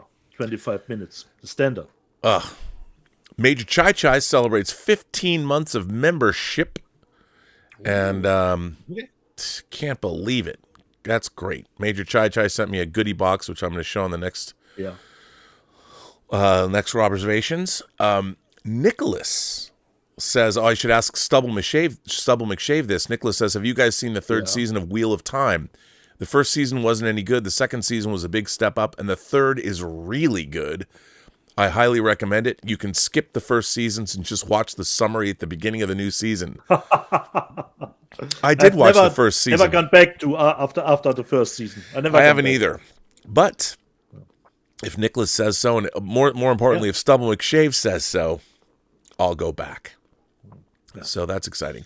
Blackadder, not I, says, I can't remember if I said it last night, but I pre-ordered Zombie Flesh Eaters or Zombie 2 from Arrow. Everyone's bogarting the news today. On another note, what is your favorite? What is your favorite Akira Kurosawa film? I think mine is one called Dodestoken. I think. His Russian film, right? No, is that Yugetsu? No, that's a Russian film. My favorite Kurosawa movie, that's a tough one. Because my go-to is usually Rashomon. I think Rashomon, but when I start thinking about Kurosawa movies, I like High and Low. I like Akiru. But the thing is, they're not as entertaining as, say, Seven Samurai is. And then I think, but I also like Throne of Blood. And then Sanjiro and Yojimbo. And then, I like Ron. Every movie from him. Well, that's the problem. I think with Kurosawa, it really depends on your mood. Correct. So that's always a big thing. Yeah. What kind of mood you are. It's a tough one, but a good question. A good question. Yeah. That's a tough one. I don't know. Do you have a favorite? Tough one, Rob. Not at the moment. Yeah, it's a tough one. It is a tough call. But again, I have an extraordinary love of Ron. I really do love Ron, even though that's late Kurosawa. I still love that movie. I think that was the first that came out in 4K from him. Could be wrong. I got the Studio Canal. Was it Studio Canal that released? I have two different versions of Ron on 4K, actually. Yeah. I think this was the first. And now we're getting more. Seven Samurai we got. And if you buy the UK version, you get that's the one that has Dolby Vision on it. But I think Blackadder, even though people are already bogarting all the news, I can do the news. Should I do the news, Dietz? Yeah. If you are done with the super chats, Rob, if we are caught up, yes, I believe certainly. We are. Okay. Yep, we are. We are caught up. We are caught up. And the news, Rob. What's coming down the pike? You want to know what's coming down? Well, I know I always am. Let's see. What is coming down? Hang on. I need to get to my little board here. First of all, I couldn't believe when I saw this. Once again, something you can only get in the UK, which I'm not gonna lie, is annoying. Dark Star. John Carpenter's Dark Star. Look at this beautiful. John Carpenter's Dark Star was the second VHS tape I ever owned after Halloween. That's right, a double shot of Carpenter. But this is like the UK version. I think it's Fabulous Films. They did a version of Dark Star already. They are releasing this in 4K. VCI owns this in the United States. Always have, but I have to have this. I might have to get it on eBay. It's a UK only release. I don't know why they do that. It pisses me off, but what can you do? But Dark Star, Rob, was available as a VHS to buy? Yes, it was. Yes, it was from VCI. It was one of back when MCA, when Universal hadn't even released anything on physical media, on VHS or beta. You could get the VCI Dark Star. You could. And I had it in 1980. And look at this set. I love Dark Star. There you go. And then here you might like this. Shout Factory is putting out the Jet Li collection. This is the box set, what it's going to look like. Hong Kong Cinema Classics, the Jet Li collection. I think this is a very cool box. Just thought I'd mention it. Yeah. Small Soldiers is coming out with this steelbook. I figured you'd enjoy that. There you go, Small Soldiers. Cool steelbook. And by the way, my 40th high school reunion is on July 18th and 19th. And just in time, St. Elmo's Fire celebrates its 40th anniversary. This is not a good movie, but I'll probably buy it. It's nostalgic. It's, of course, I was not in college yet. I was in high school, but, this is one of those movies. You had the Brat Pack growing up. Yeah. The Brat Pack going to college. I mean, Andrew McCarthy went on to do things like Less Than Zero and, do a lot of coke in Beverly Hills. And anyway, St. Elmo's Fire is coming out, 40th anniversary version in 4K. And I'm sure a lot of people will buy it. Then this is interesting. I meant to call Lisa Stevenson about this and ask her. Lionsgate is releasing Air America, Robert Downey Jr. and Mel Gibson in a steelbook, but it is not a Lionsgate limited special edition. I think it's an Amazon. No. What is it? It's not? I think on both websites, Rob. Just Amazon? Yeah, I'm not exclusive. No. I'm not sure. I don't think this is Lionsgate limited exclusive, but they are putting it out. I like this movie. Yeah. I think it's good. Now, if you looks great cover artwork. Great cover. I love the artwork. It's so cool. And then, of course, people don't know this, but this is Dieter Bastian's favorite TV show, Murder, She Wrote. Murder, She Wrote, Dieter's favorite show, and this is coming out. The entire series is coming out on Blu-ray. And I know that Dieter has been just counting the days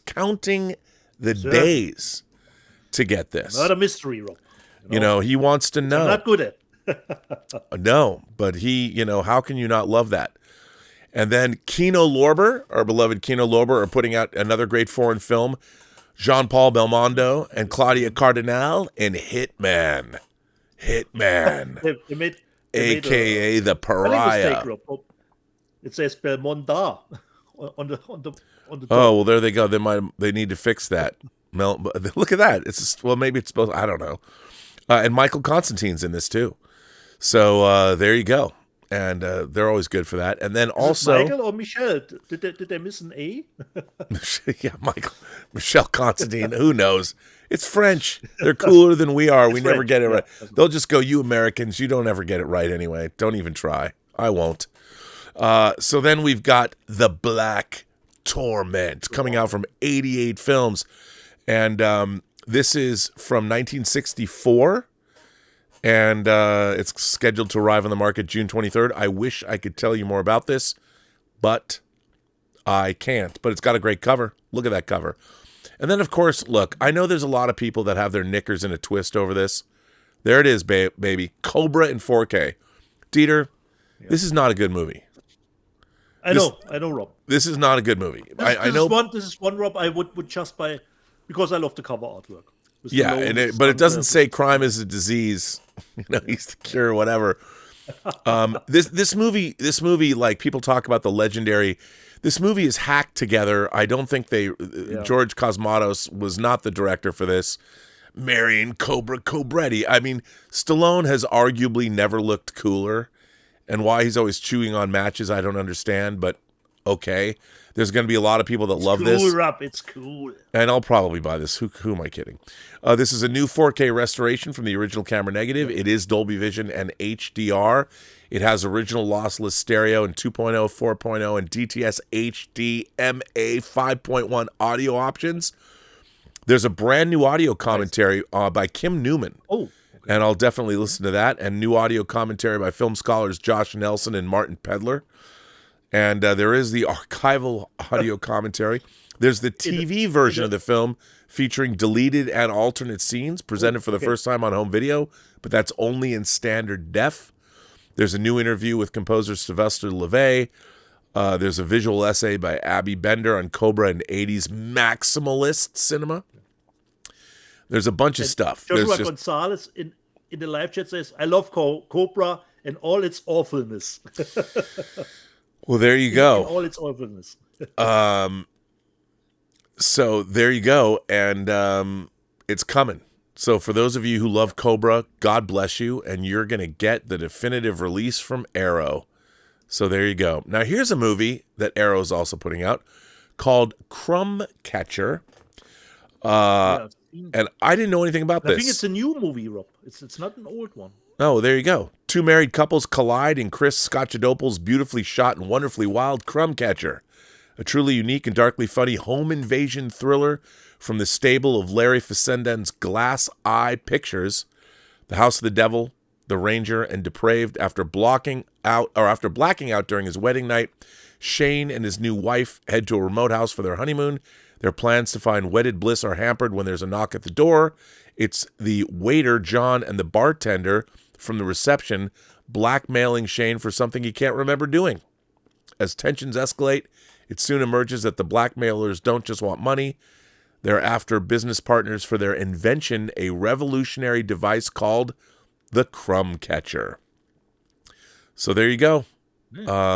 Brand new special features. Again, coming out in July. Then we've got, the stuff coming from Larry Cohen, writer-director Larry Cohen, who has written big budget blockbusters, but also he made the It's Alive films. He made God Told Me To. He made Q. And the stuff is a hoot of a film. And, there you go. And he wrote the Maniac Cop trilogies too. It has our slogan on the bottom, Rob. Enough is never enough. Enough is never enough. There you go. The stuff is, it's a hoot. It probably means more now in the age of Ozempic than anything else. And this actually comes with the Blu-ray. It has a pre-release version of the film as well as the theatrical version that has over 30 minutes of additional footage and a different music score. And it's got reversible sleeve artwork. I really like this artwork. I think this is great. Yeah. So that's pretty cool. So you go, Arrow. And then we've got the Night Watch films. Nice. Years before Nordic noir took the TV world by storm with such hits as The Killing in the Bridge, writer-director Ole Bornedal had already put the genre on the map with Night Watch, an unforgettably nail-biting thriller and the breakout film of both Nikolai Coster-Waldau from Game of Thrones and Kim Bodina from Pusher. Yeah. But I think Putnia? Okay, there you go. I don't know. I'm not European. Come on. I don't speak Nordic. Law student Martin works as a night watchman at the morgue to help fund his studies while a spate of grisly murders is shaking Copenhagen. His newly found nightly duties and friendship with the devil-may-care Jens put a strain on his relationship with his girlfriend, but when Inspector Warmer begins to suspect he may be behind the killings, Martin must race to find the real killer and clear his name. And then set 30 years after the first film, Night Watch Demons Are Forever sees Martin's daughter, Emma, following in his footsteps. So there you go. Both set in... The movie was a great success, and we got the remake with Ewan McGregor. Yeah, we did. Remake. Yes, sir. Cool double feature. I love that we did get a sequel to it. Couldn't believe it last year. Amazing. So we're getting Night Watch and then Demons Are Forever. And then we're getting, I believe, this has already come out in the United States. Almost, Rob, they're all there again. So the people that are played in the original Night Watch are all back together again. Yeah. Yep. Joe Carnahan's Narc. I love this movie. I already have this disc from Arrow. I think it was released domestically. But it seems like we're getting a UK release now. Yeah, they're getting a UK release. This movie's probably just US release. I actually met Joe Carnahan when I met him at a film festival when he had his first film, Blood, Guts, Bullets, and Octane. And I was there with a movie that I had edited as well that we showed called The New Gods. So that was a lot of fun meeting him early on in his career. Love this film. If you like crime thrillers, this is a great movie. So if you live in the UK, you can get it now too. And then they're releasing, as our friend asked, Blackadder asked, here you go, ladies and gentlemen.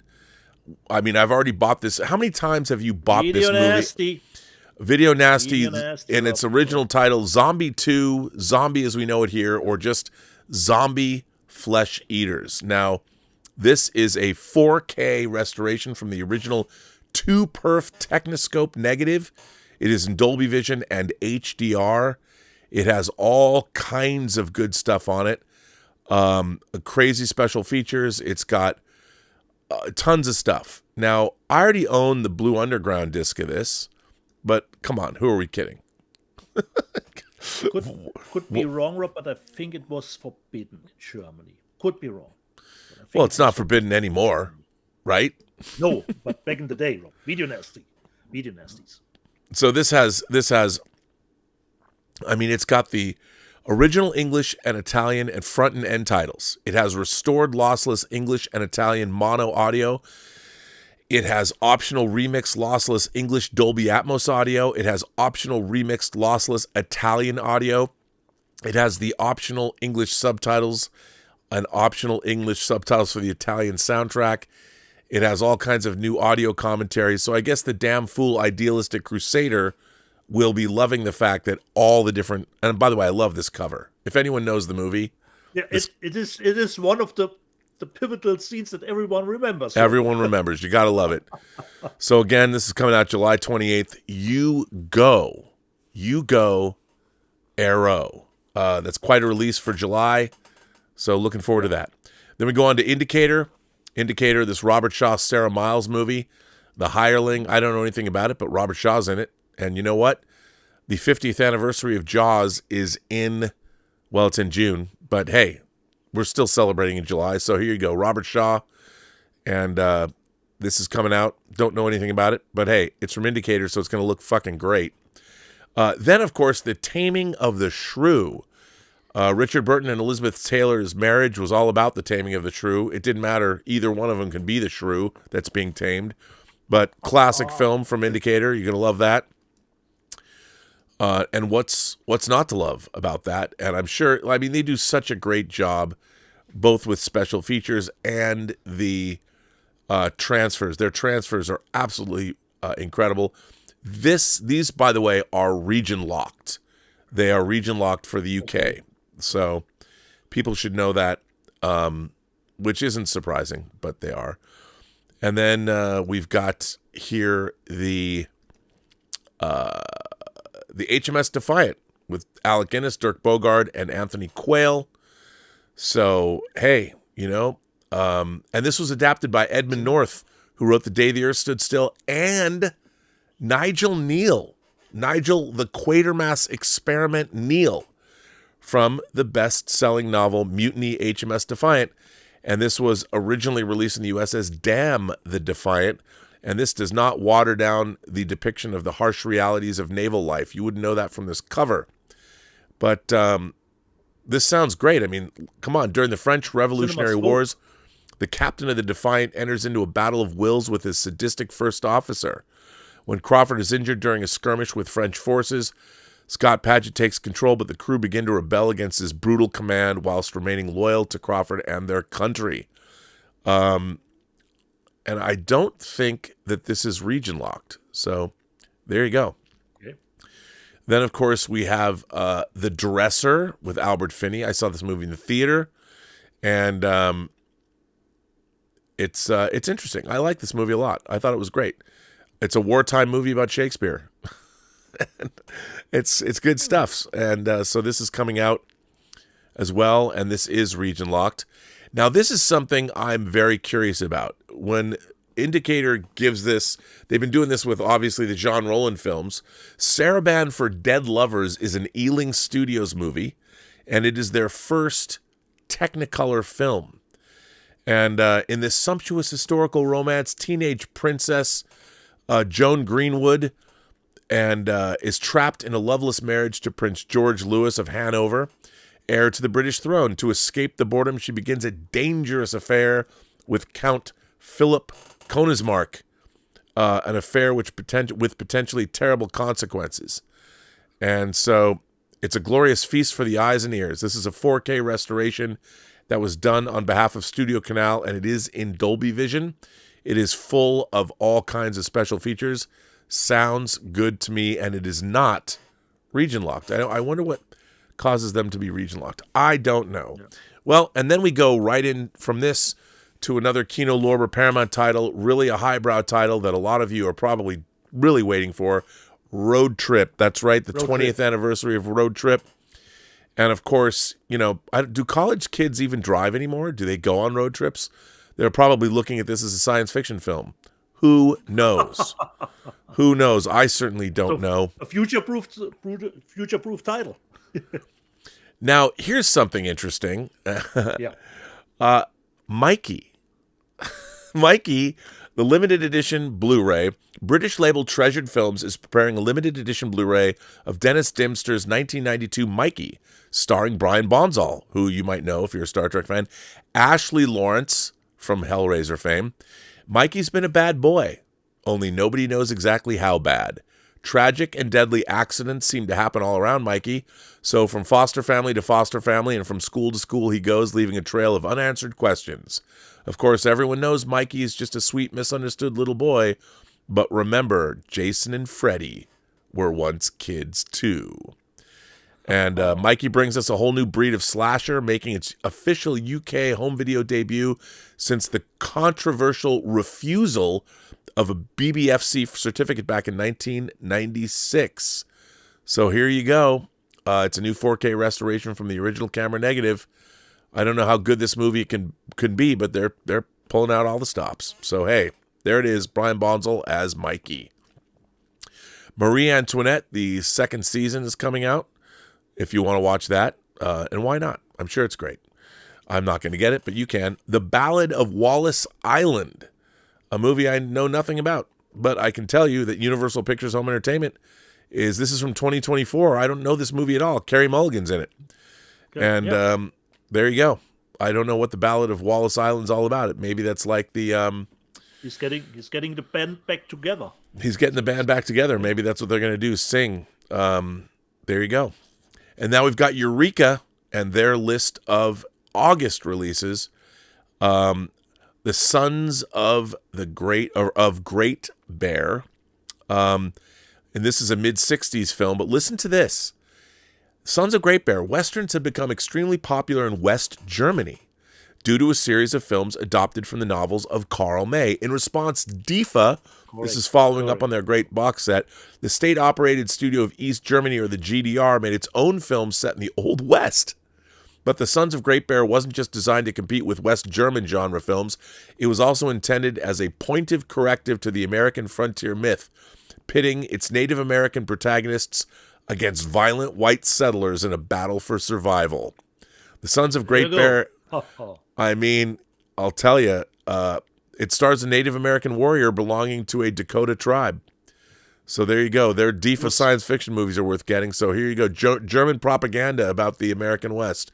That's actually more true to life. Westerns were big hits here, Rob. Oh, they were? Wow. Yeah. There you go. They're also putting out one of the great movies of this era, The Old Dark House. This is one of the great horror films from the 30s in 4K. Can't wait to get this. I will buy this. This is a great film. And they've already put out The Cat and the Canary, and they did a great job with that. The Old Dark House stars Gloria Stewart from Titanic fame, back when she was a young hottie. And this is in 4K. So who doesn't want to get that? I don't know. Eureka's putting out also The Tattooed Dragon. And This is directed by Lo Wei, the man behind Bruce Lee's international hits The Big Boss and Fist of Fury. The Tattooed Dragon was designed to bring martial arts superstar Jimmy Wang Yu to a global audience. So there you go. And he's a tattooed dragon. Watch out. And then Eureka's also putting out a 4K of High Noon. I have to say I'm not too much of a fan of this cover, but High Noon's one of the great westerns ever made, and now you can get it in 4K in the UK. Not actually looking like Gary. No, it really doesn't. The artwork is not good. And then, of course, the staunch Zionist that I am, I'm going to buy this. The Fight for the Soul of America, October 8th, is about all the campus protests in the wake of Hamas brutally attacking Israel. And that's what this is a documentary about. So this is a documentary, Rob. It's a documentary about what happened on Okay. protests and student campuses and things like that. But even they are scared to talk about what this movie's about, so they just make it about the Statue of Liberty, which maybe that's what we should make it about. Doctor Who is coming out with The War Games as a one-off, and it's in color, and it's going to arrive in June. Then we've got another... And they specifically said, Rob, one disc set. It's a one-disc set. People are expecting a season or something. No, you just get one disc. One disc set. for the War Games. There you go. And then Kino Lorber's given us Rustler's Rhapsody with Tom Berenger. I like this movie. I saw this movie in the theater. I haven't seen it I only saw it once. I've never seen it again. And maybe I'd have to see it again. I probably wouldn't like it as much, but I liked it. In the Lost Lands is coming out in 4K, a movie that nobody even knew came and went. But Dave Bautista, Mila Jovovich, hey, it's coming out in 4K. From Studio Canal. But I'm a little bit of a sucker for Paul W.S. Anderson. Yeah, I know. Come on, yeah, you know. It's no Event Horizon. That's all I can tell you. No. Then we've got Experiment in Terror. Experiment in Terror. I mean, what's not to love? Now, Sony Pictures is putting this out. This is from 1962. And Experiment in Terror, I think, is a great, great movie. And it's got some interesting stuff in it. And I like this movie. It's good. It has a big climax at a baseball game. Mimi Leader's 1-2 punch of deep impact, starting with The Peacemaker. Hey, we know this is coming from Kino Lorber. I like this movie a lot. It's definitely a programmer, but if you like Jack Ryan movies and things like that, I like George Clooney and Kidman together. Kidman looks hot in this. And it's good. And Mimi Leader did a good job directing it. She came off of ER. Great use of Steadicam. She knows what's up. Then from Oscilloscope Films, which, you know, they usually put out good stuff. Oscilloscope is putting out I Like Killing Flies. So Oscilloscope's always putting out kind of interesting stuff. And this was from 2004.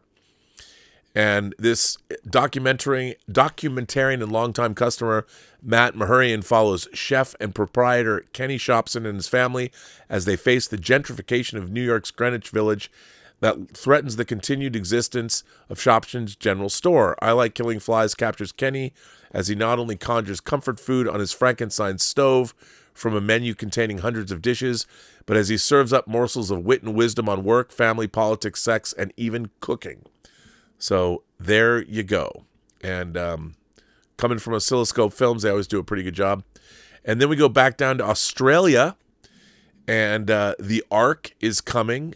This is Via Vision, and we got The Ark coming from, if you know that, it's coming.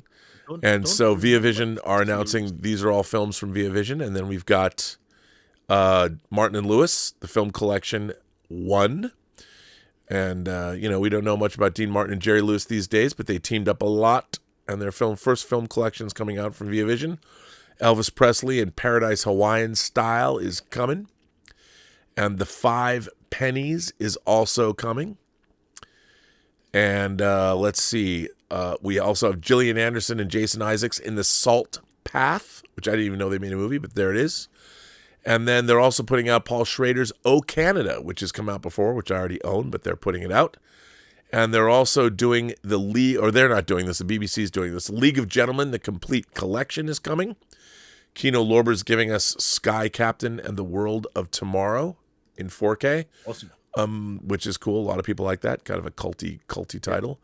And then we're getting Hell of a Summer, that 80s throwback. I think that's Finn Wolfhard's movie from Stranger Things fame.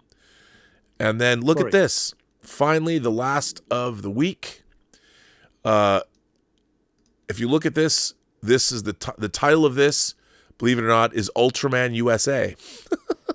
Mill Creek Entertainment is preparing a Blu-ray release of Ray Patterson and Mitsuo Kusakabe's Ultraman USA, a.k.a. the Ultraman The Adventure Begins from 1987. And that's coming out on the 1st. And 1001 Johnny will probably be doing cartwheels by now.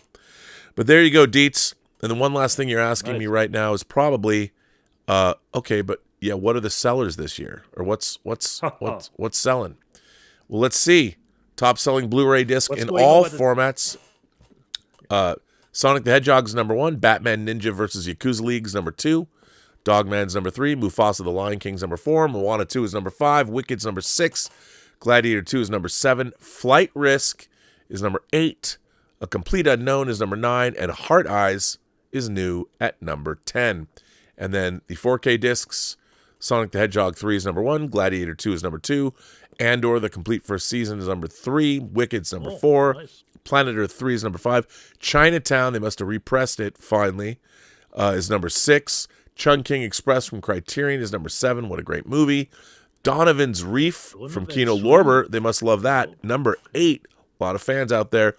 Arcane League of Legends Season 1 it must have been re-released. So I got to ask you, did you get that Arcane disc of yours? Did you ever get that, buddy? Yeah, certainly. Okay. Just checking. Certainly. I just want to make sure, just making sure.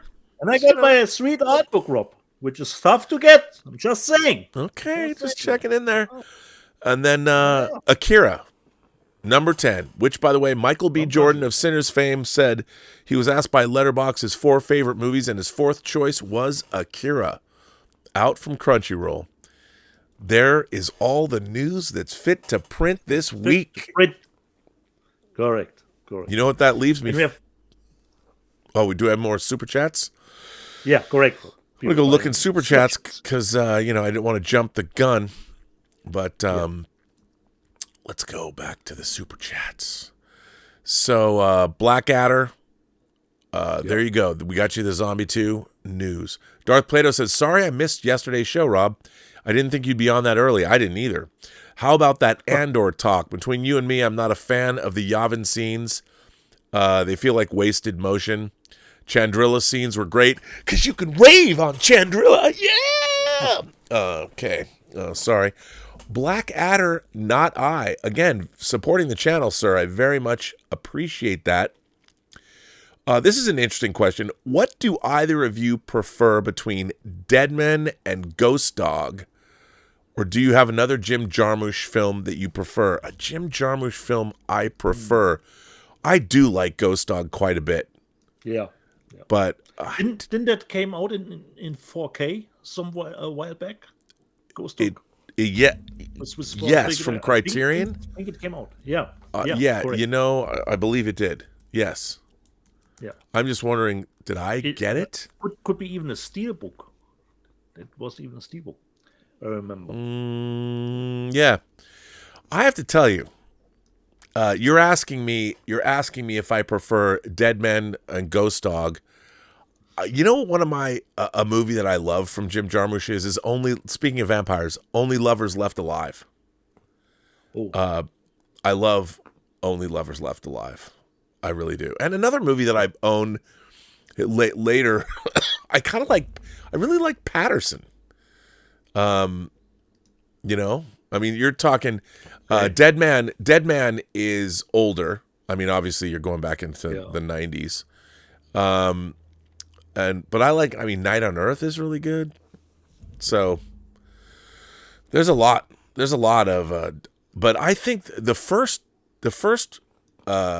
Jim Jarmusch movie I saw, was it Down by Law? It wasn't his first movie, but I think that's the first movie. I saw that before I saw... That was the black and Stranger white. in Paradise, yeah. Yeah. So, but I Only Lovers Left Alive, only because I really like that movie. But he's got quite a filmography. Yeah. But Dead Man's good. I mean, it's not that it's not. I just don't know if Ghost Dog or Dead Man are would be my favorite Jim Jarmusch movies. But they're great. I mean, Dead Man is It's great. always tough questions to answer. Well, it's funny because I haven't gone back and watched Jim Jarmusch movies a lot. Yeah.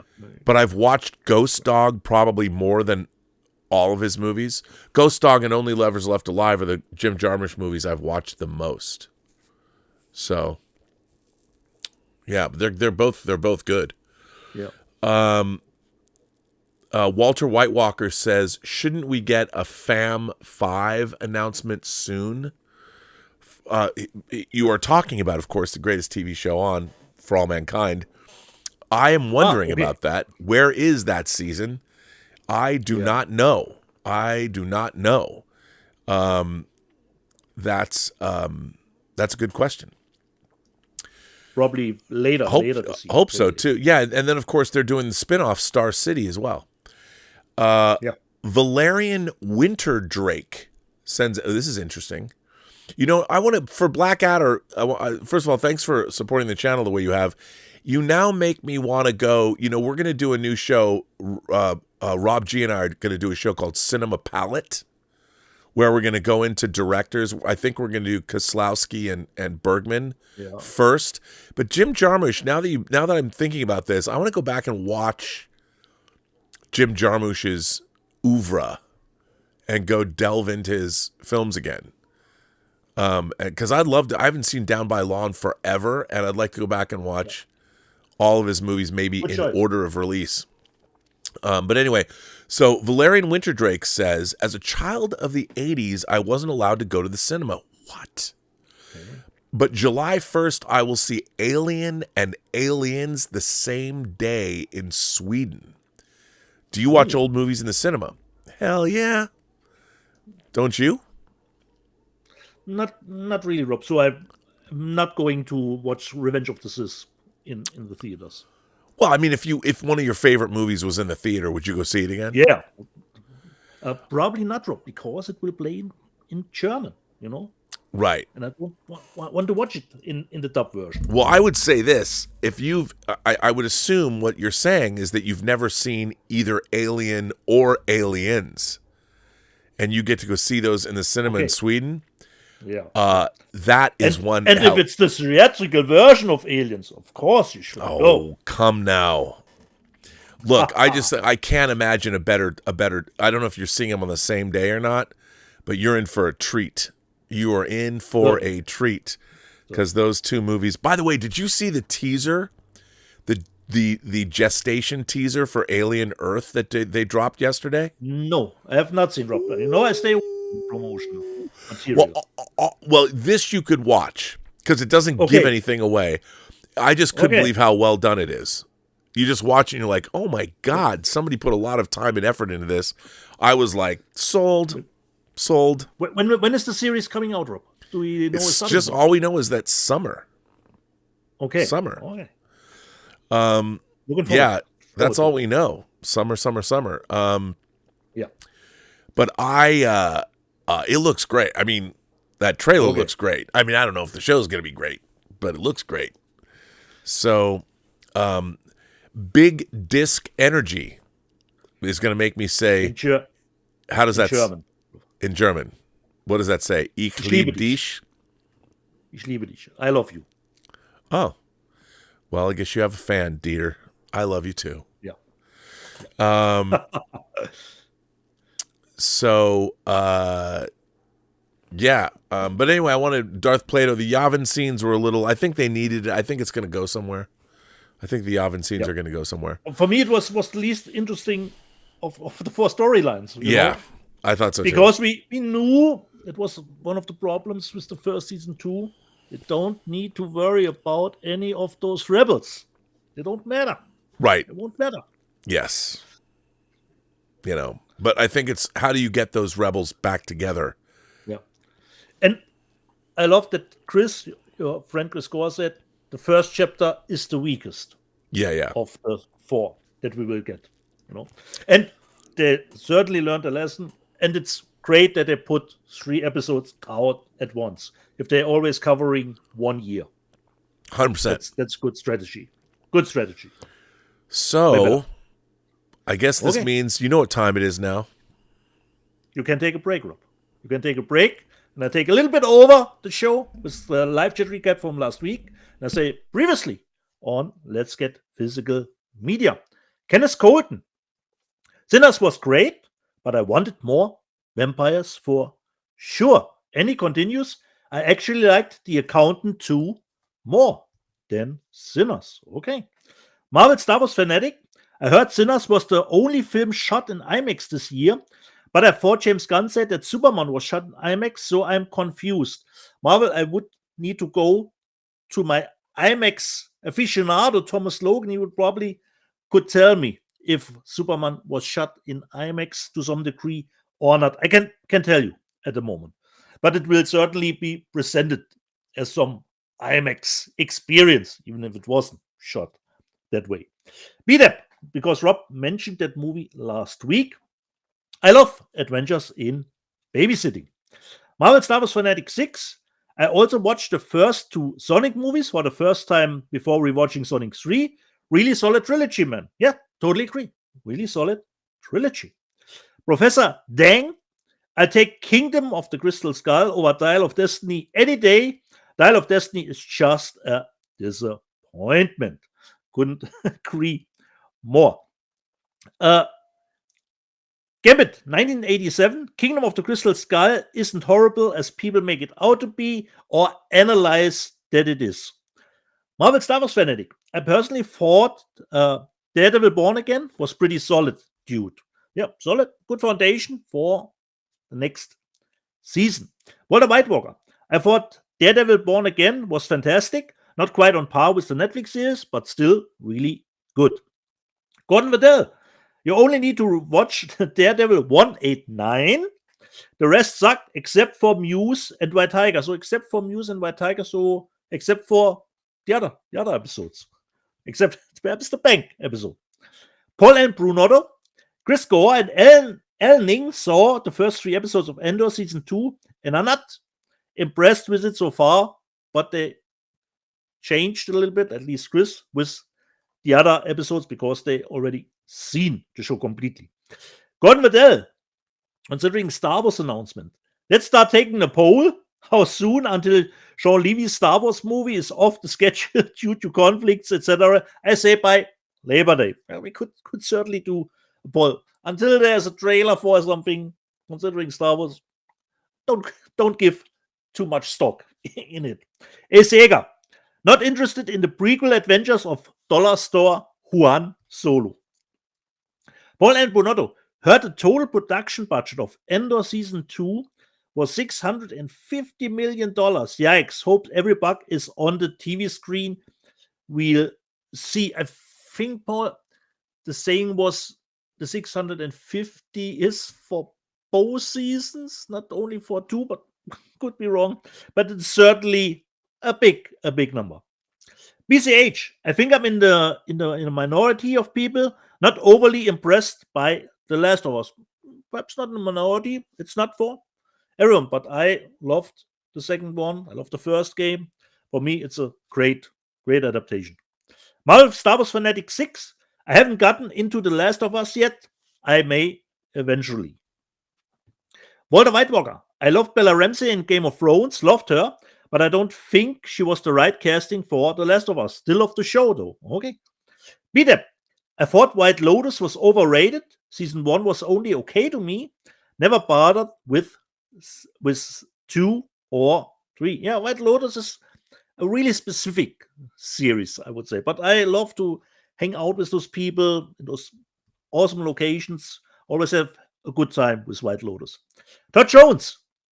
I was going to try White Lotus, but I heard it has a graphic dude on dude rim job. No thanks.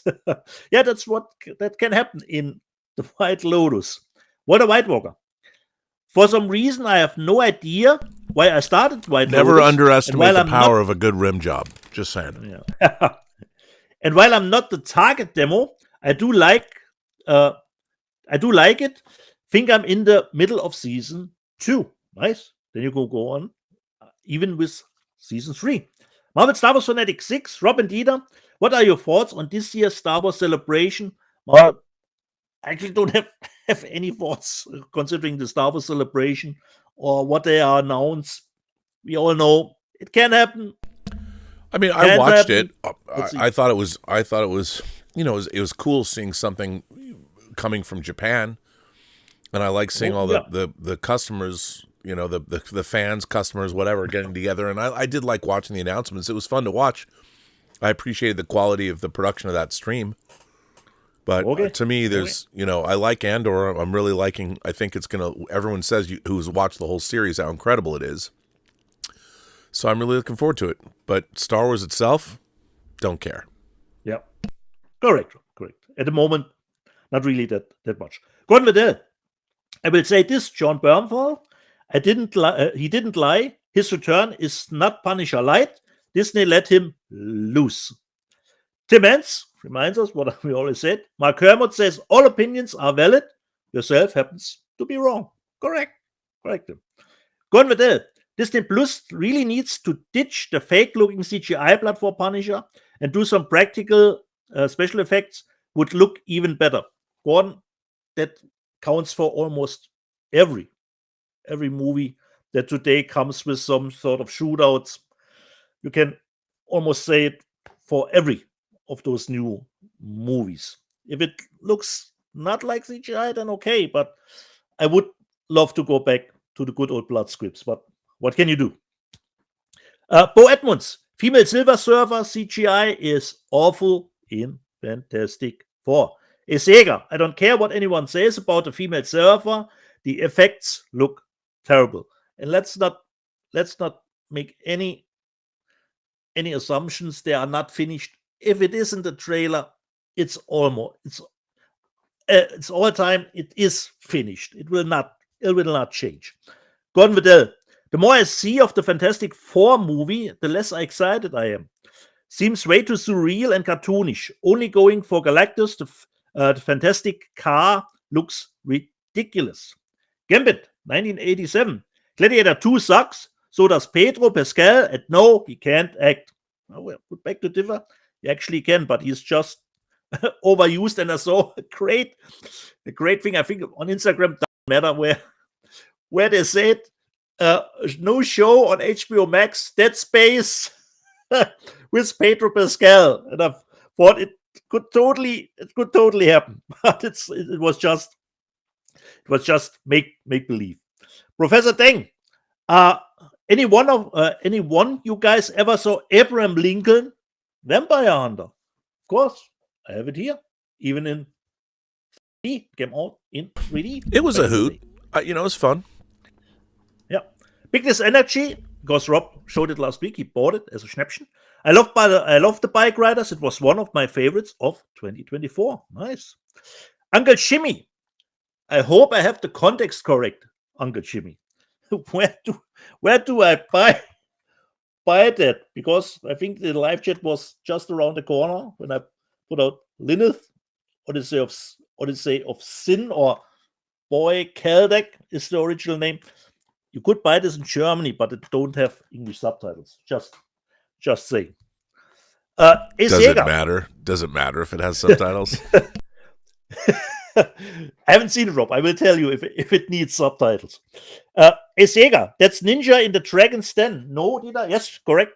You are right. This is Ninjas in the Dragon's Den. You could reverse it and get the original title here. Ninja in the Dragon's Den. That is correct, Sega. Gambit, 1987. Cool cover of Ninja Commando.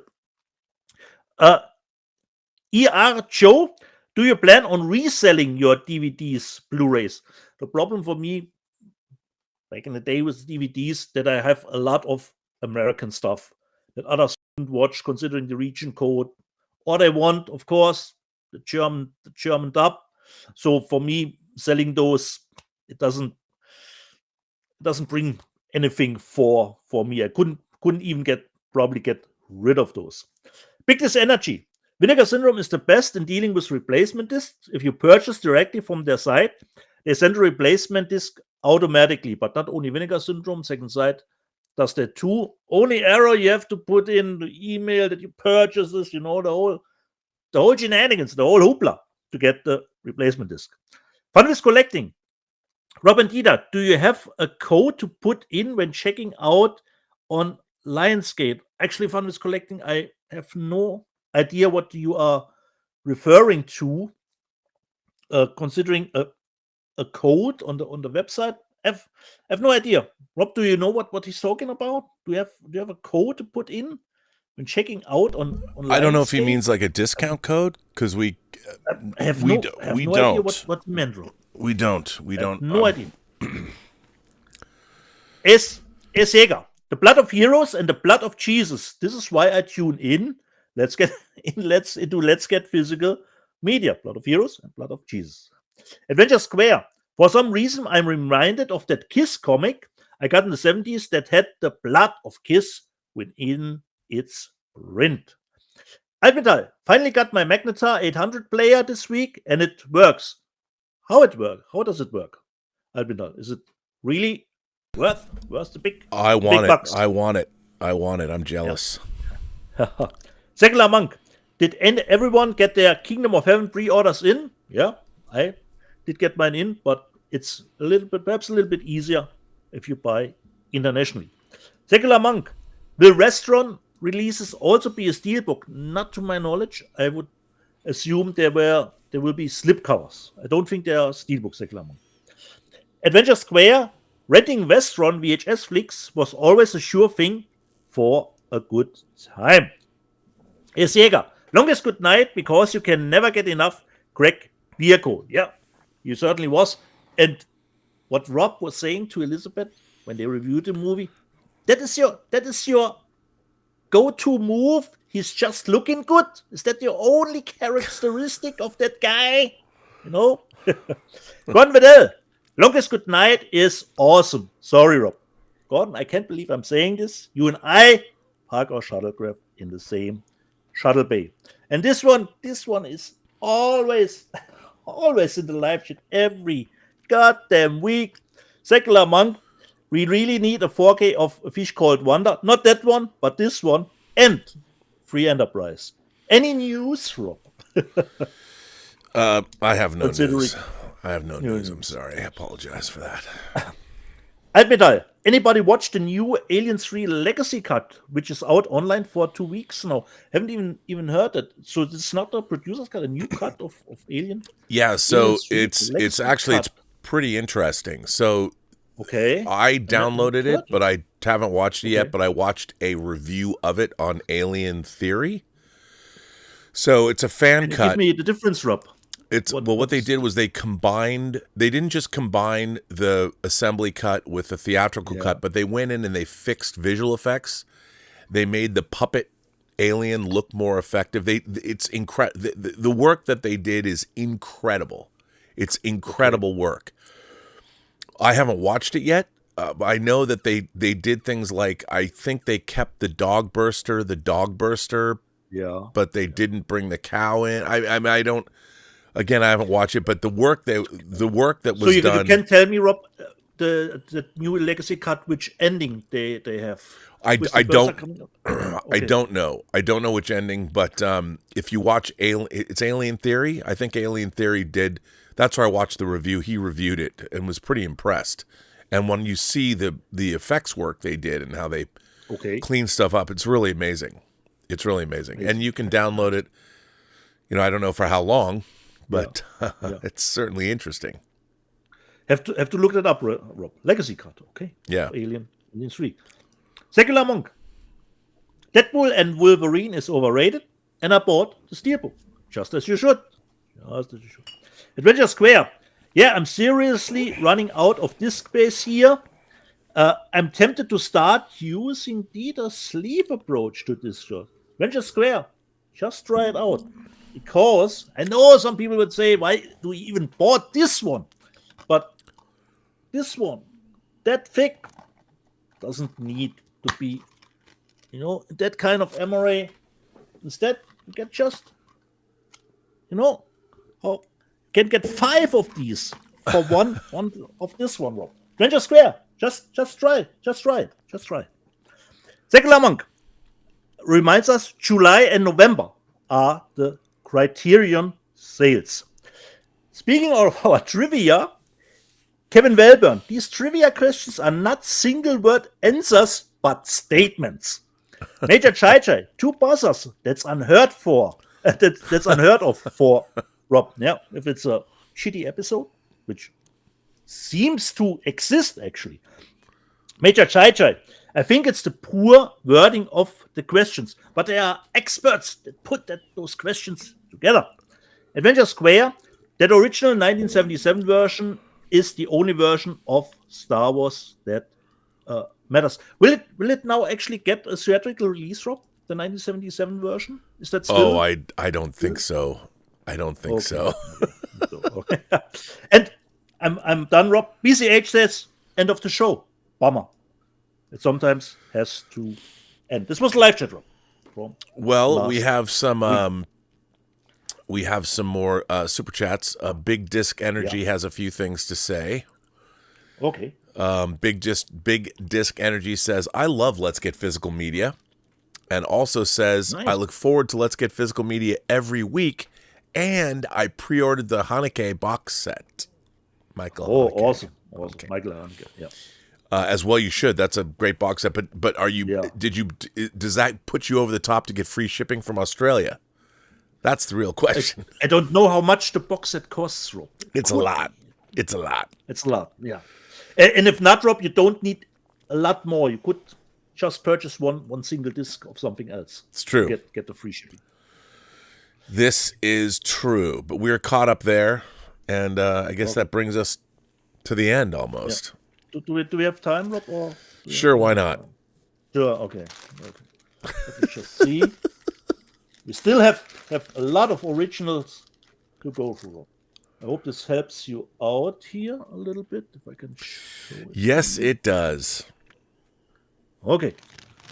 Where is my light for those small? I'm going to clap my hands and jump for joy. I got a clean bill of health from Dr. McCoy. So, Rob, what caused the deadly disease known as Syntococcus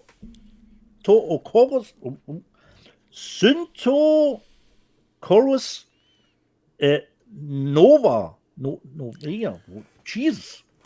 So what caused the deadly disease? What caused? Yeah, I'm gonna have to go multiple choice on that one. A. Klingon biological weapons. B. Exposure to Delta radiation. C. Technological living. Oh, technological living. Correct. That is correct. Yeah. See, I would never have known. Yeah. Which of Dr. Severin's followers had a romantic relationship with Ensign Pavel Chekhov? Irina Geryalin. Correct.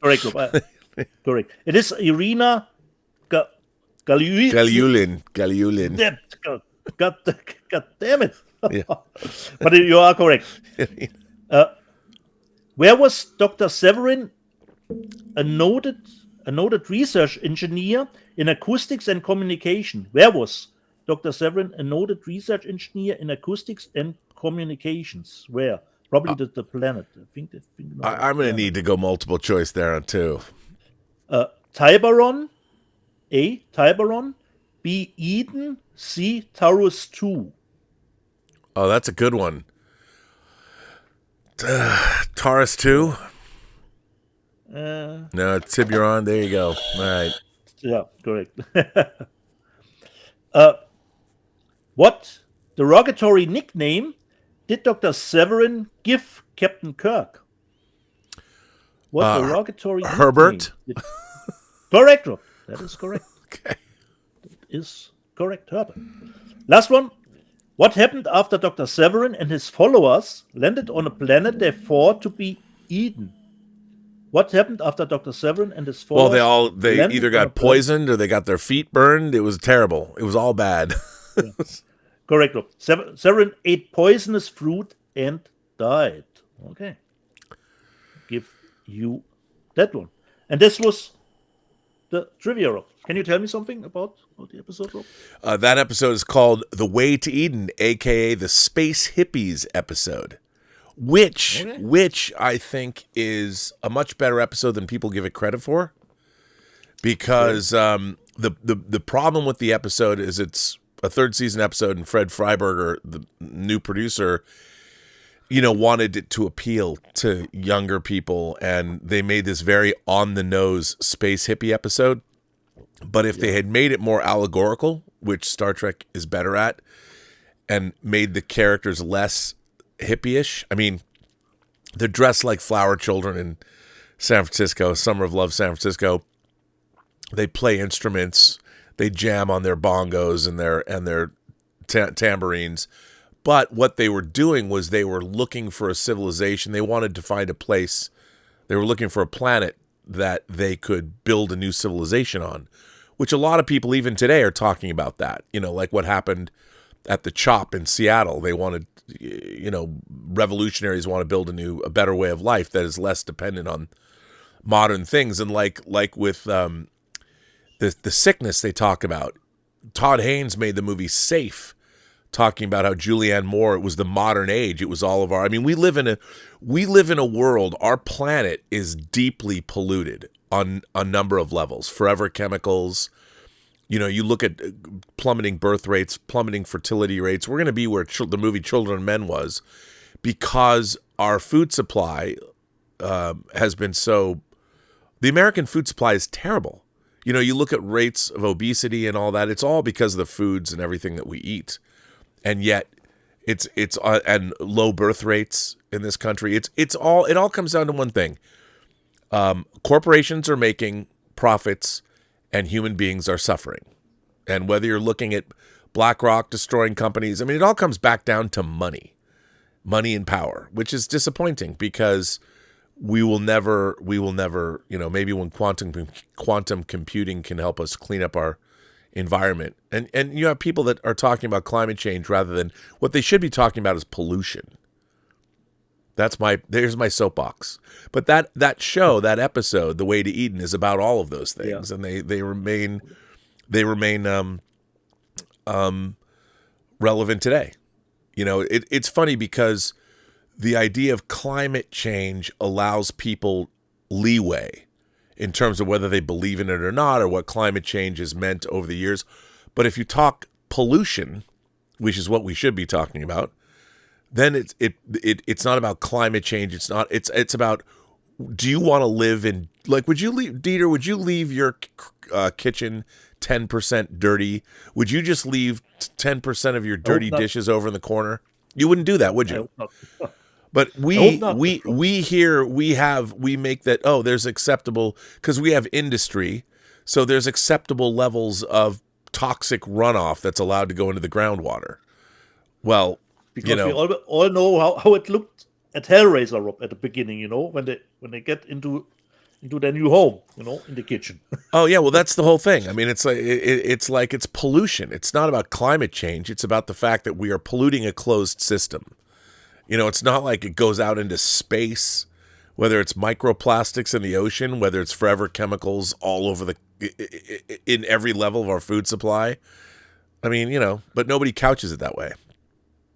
But it's okay, because eventually there will be a reckoning, and half the human population will die off. Earth will take care of itself.